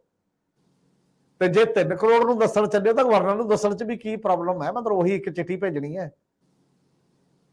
ਤੁਸੀਂ ਚਾਹੁੰਦੇ ਹੋ ਅਸੀਂ ਦੱਸਣਾ ਕੁਛ ਨਹੀਂ, ਸਾਡੇ ਫੈਸਲੇ ਕੀ ਨੇ। ਤੁਸੀਂ ਆਰਟੀਆਈ 'ਚ ਵੀ ਇਨਫੋਰਮੇਸ਼ਨ ਦੇਣ ਤੋਂ ਇਨਕਾਰੀ ਹੋ ਬਹੁਤ ਮਾਮਲਿਆਂ ਦੇ ਵਿੱਚ, ਜਾਂ ਉਹਨੂੰ ਡਿਲੇ ਕਰਕੇ, ਜਾਂ ਉਹਨੂੰ ਬਾਕੀ ਮਾਮਲਿਆਂ ਦੇ ਵਿੱਚ। ਤੁਸੀਂ ਆਪਣੇ ਆਪ ਜੋ ਇਨਫੋਰਮ ਕਰੋਗੇ, ਜੋ ਅਸੀਂ ਦੱਸਣਾ ਚਾਹਾਂਗੇ ਉਹੀ ਦੱਸਾਂਗੇ, ਜੋ ਕੋਈ ਪੁੱਛੂਗਾ ਉਹਨੂੰ ਨਹੀਂ ਦੱਸਾਂਗੇ। ਇਹ ਇੱਕ ਐਟੀਟਿਊਡ ਹੈ, ਜਿਹੜਾ ਐਟੀਟਿਊਡ ਮੈਨੂੰ ਲੱਗਦਾ ਕਿ ਪੰਜਾਬ ਦੇ ਵਿੱਚ ਖਤਰਨਾਕ ਐਟੀਟਿਊਡ ਹੈ। ਬਾਕੀ ਚਾਹੇ ਦੇਖਣ ਨੂੰ ਠੀਕ ਹੈ, ਸਰਕਾਰ ਚੁਣੀ ਹੈ, 92 ਬੰਦੇ ਆਏ ਨੇ, ਬਾਕੀ ਸਾਰੀਆਂ ਚੀਜ਼ਾਂ ਦਿਖਾਈ ਦੇ ਰਹੀਆਂ ਨੇ ਵੀ ਹਾਂਜੀ, ਪਰ ਜਿਹੜਾ ਬਣਨ ਤੋਂ ਬਾਅਦ ਇੱਕ ਵਿਵਹਾਰ ਹੁੰਦਾ ਹੈ ਲੋਕਾਂ ਦੇ ਪ੍ਰਤੀ, ਟਰਾਂਸਪੇਰੈਂਸੀ ਦਾ ਤੇ ਜਵਾਬਦੇਹੀ ਦਾ, ਇਹ ਤਾਂ ਮਿਸਿੰਗ ਲੱਗਦਾ ਕਿਤੇ ਨਾ ਕਿਤੇ। ਮੈਨੂੰ ਲੱਗਦਾ ਨਹੀਂ ਸੁਲਝਦਾ ਫਿਲਹਾਲ। ਸ਼ਾਇਦ ਇੱਕ ਅੱਧੀ ਸਖਤ ਚਿੱਠੀ ਉਹ ਆ ਜਾਏ ਕਿਤੇ ਨਾ ਕਿਤੇ ਹੋਰ ਉਸ ਪੱਧਰ ਦੀ ਉੱਥੇ ਜਾ ਕੇ, ਤਾਂ ਨਵਾਂ ਇੱਕ ਹੋਰ ਦੇਖਣ ਨੂੰ ਮਿਲ ਜੇ ਕੋਈ ਯੁੱਧ। ਸਰਦਾਰ ਜਗਤਾਰ ਸਿੰਘ ਜੀ, ਆਖਰੀ ਟਿੱਪਣੀ ਮੈਂ ਤੁਹਾਡੇ ਤੋਂ ਲੈਣਾ ਚਾਹੂੰਗਾ। ਜਿਹੜੇ ਅਕਾਲੀ ਦਲ ਦੇ ਹੈਂਡਲ ਤੋਂ ਤਾਂ ਡਾਕਟਰ ਦਲਜੀਤ ਸਿੰਘ ਚੀਮਾ ਦਾ ਨਜ਼ਰੀਆ ਆ ਹੀ ਗਿਆ, ਸਰਦਾਰ ਹਰਮੀਤ ਸਿੰਘ ਹੋਰਾਂ ਜ਼ਿਕਰ ਵੀ ਕੀਤਾ ਹੈ, ਔਰ ਅਸੀਂ ਗੈਰ ਰਸਮੀ ਗੱਲਬਾਤ ਕਈ ਬੀਜੇਪੀ ਔਰ ਕਾਂਗਰਸ ਦੇ ਆਗੂਆਂ ਨਾਲ ਵੀ ਕੀਤੀ ਹੈ। ਉਹਨਾਂ ਦਾ ਅਜੇ ਕੋਈ ਰਸਮੀ ਬਿਆਨ ਨਹੀਂ ਆਇਆ। ਈਵਨ ਪ੍ਰਤਾਪ ਸਿੰਘ ਬਾਜਵਾ ਟਰੈਵਲ ਕਰ ਰਹੇ ਸੀ ਔਰ ਉਹਨਾਂ ਨੇ ਤਾਂ ਇਹ ਚਿੱਠੀ ਨੂੰ ਪੜ੍ਹਿਆ ਨਹੀਂ ਸੀ, ਸੋ ਪੜ੍ਹ ਕੇ ਕੁਝ ਨਾ ਕੁਝ ਕਹਿਣਗੇ। ਸੁਨੀਲ ਜਾਖੜ ਵੀ ਆਪਣੇ ਉਸ ਏਰੀਏ ਦੇ ਵਿੱਚ ਸੀਗੇ, ਅਬੋਹਰ ਵਾਲੀ ਸਾਈਡ ਤੇ, ਔਰ ਸਿਧਾਂਤਕ ਤੌਰ ਤੇ ਲਗਭਗ ਬਹੁਤੀਆਂ ਸਿਆਸੀ ਪਾਰਟੀਆਂ ਦੇ ਲੀਡਰਾਂ ਦਾ ਤਾਂ ਇਹ ਮੰਨਣਾ ਹੀ ਆ ਕਿ ਧਾਰਾ 356 ਦਾ ਜ਼ਿਕਰ ਕਰਨਾ ਗੈਰ ਮੁਨਾਸਬ ਹੈ। ਲੇਕਿਨ ਸਵਾਲ ਇਸ ਗੱਲ ਦਾ ਵੀ ਹੈ, ਸਾਰੀਆਂ ਸਿਆਸੀ ਪਾਰਟੀਆਂ ਮੁੱਖ ਮੰਤਰੀ ਦੇ ਰਵੱਈਏ ਨੂੰ ਲੈ ਕੇ ਵੀ ਕਾਫੀ ਆਲੋਚਨਾਤਮਕ ਸਥਿਤੀ 'ਚ ਹੈਗੀਆਂ। ਸੋ ਮੈਂ ਤੁਹਾਡੇ ਤੋਂ ਆਖਰੀ ਸ਼ਬਦਾਂ 'ਚ ਸਮਝਣਾ ਚਾਹੁੰਦਾ ਹੈ ਕਿ ਪੰਜਾਬ ਦਾ ਰਾਜਨੀਤਿਕ ਦ੍ਰਿਸ਼ ਜਿਹੜਾ, ਇਹਦੇ ਵਿੱਚ ਹੁਣ ਪ੍ਰਸੰਗਿਕ ਕੌਣ ਤੇ ਗੈਰ ਪ੍ਰਸੰਗਿਕ ਕੌਣ, ਇਹ ਬਹਿਸ ਵੀ ਛਿੜੀ ਹੋਈ ਆ, ਤੇ ਸਾਰੇ ਇਸ ਰੇਸ ਵਿੱਚ ਨੇ ਕਿ ਸਾਨੂੰ ਕਿਸੇ ਤਰੀਕੇ ਨਾਲ ਲੋਕ ਪ੍ਰਵਾਨ ਕਰ ਲੈਣ। ਇਸ ਨੁਕਤਾ ਨਜ਼ਰ ਤੋਂ ਲਾਸਟ ਟਿੱਪਣੀ ਤੁਹਾਡੀ। ਪੰਜਾਬ ਆਪਣੇ ਆਪ ਦੇ ਵਿੱਚ ਨੈਸ਼ਨਲ ਲੈਵਲ ਤੇ ਇੱਕ ਤਰ੍ਹਾਂ ਦਾ ਮਾਡਲ ਰਿਹਾ ਗਵਰਨੈਂਸ ਦਾ, ਇਨ ਦੀ ਸੈਂਸ ਕਿ 356 ਦਾ ਮਿਸਯੂਜ਼ ਪੰਜਾਬ 'ਚ ਸਭ ਤੋਂ ਜ਼ਿਆਦਾ ਹੋਇਆ, ਔਰ ਉਹਦੇ 'ਚ ਕਾਂਗਰਸ ਵੀ ਵਿਕਟਿਮ ਰਹੀ ਹੈ। ਸਰਦਾਰ ਦਰਬਾਰਾ ਸਿੰਘ ਦੀ ਸਰਕਾਰ 6 ਅਕਤੂਬਰ 5 ਤੇ 6 ਦੀ ਰਾਤ ਨੂੰ 1983 ਨੂੰ ਡਿਸਮਿਸ ਹੋਈ ਸੀ। ਢਿਲਵਾਂ ਬੱਸ ਕਿਲਿੰਗਸ ਤੋਂ ਬਾਅਦ ਜਦੋਂ 6 ਹਿੰਦੂ ਮਾਰੇ ਗਏ ਸੀਗੇ। ਸੋ ਇਹ ਅਕਾਲੀ ਦਲ ਵੀ ਤੇ ਕਾਂਗਰਸ ਵੀ ਦੋਵੇਂ ਹੀ ਵਿਕਟਿਮ ਇਸ ਚੀਜ਼ ਦੇ ਲਗਾਤਾਰ ਹੀ ਰਹੇ ਹੈਗੇ। ਸੋ ਪੰਜਾਬ ਨੇ ਸਿਰਫ ਵਿਕਟਿਮ ਨਹੀਂ, ਪੰਜਾਬ ਨੇ ਸਭ ਤੋਂ ਪਹਿਲਾਂ ਨਾਰਾ ਫੈਡਰਲਿਜ਼ਮ ਦਾ ਪੰਜਾਬ ਨੇ ਦਿੱਤਾ ਸੀਗਾ। 1952 ਦੀ ਇਲੈਕਸ਼ਨ ਅਕਾਲੀ ਦਲ ਨੇ ਫੈਡਰਲਿਜ਼ਮ ਤੇ ਲੜੀ ਸੀਗੀ।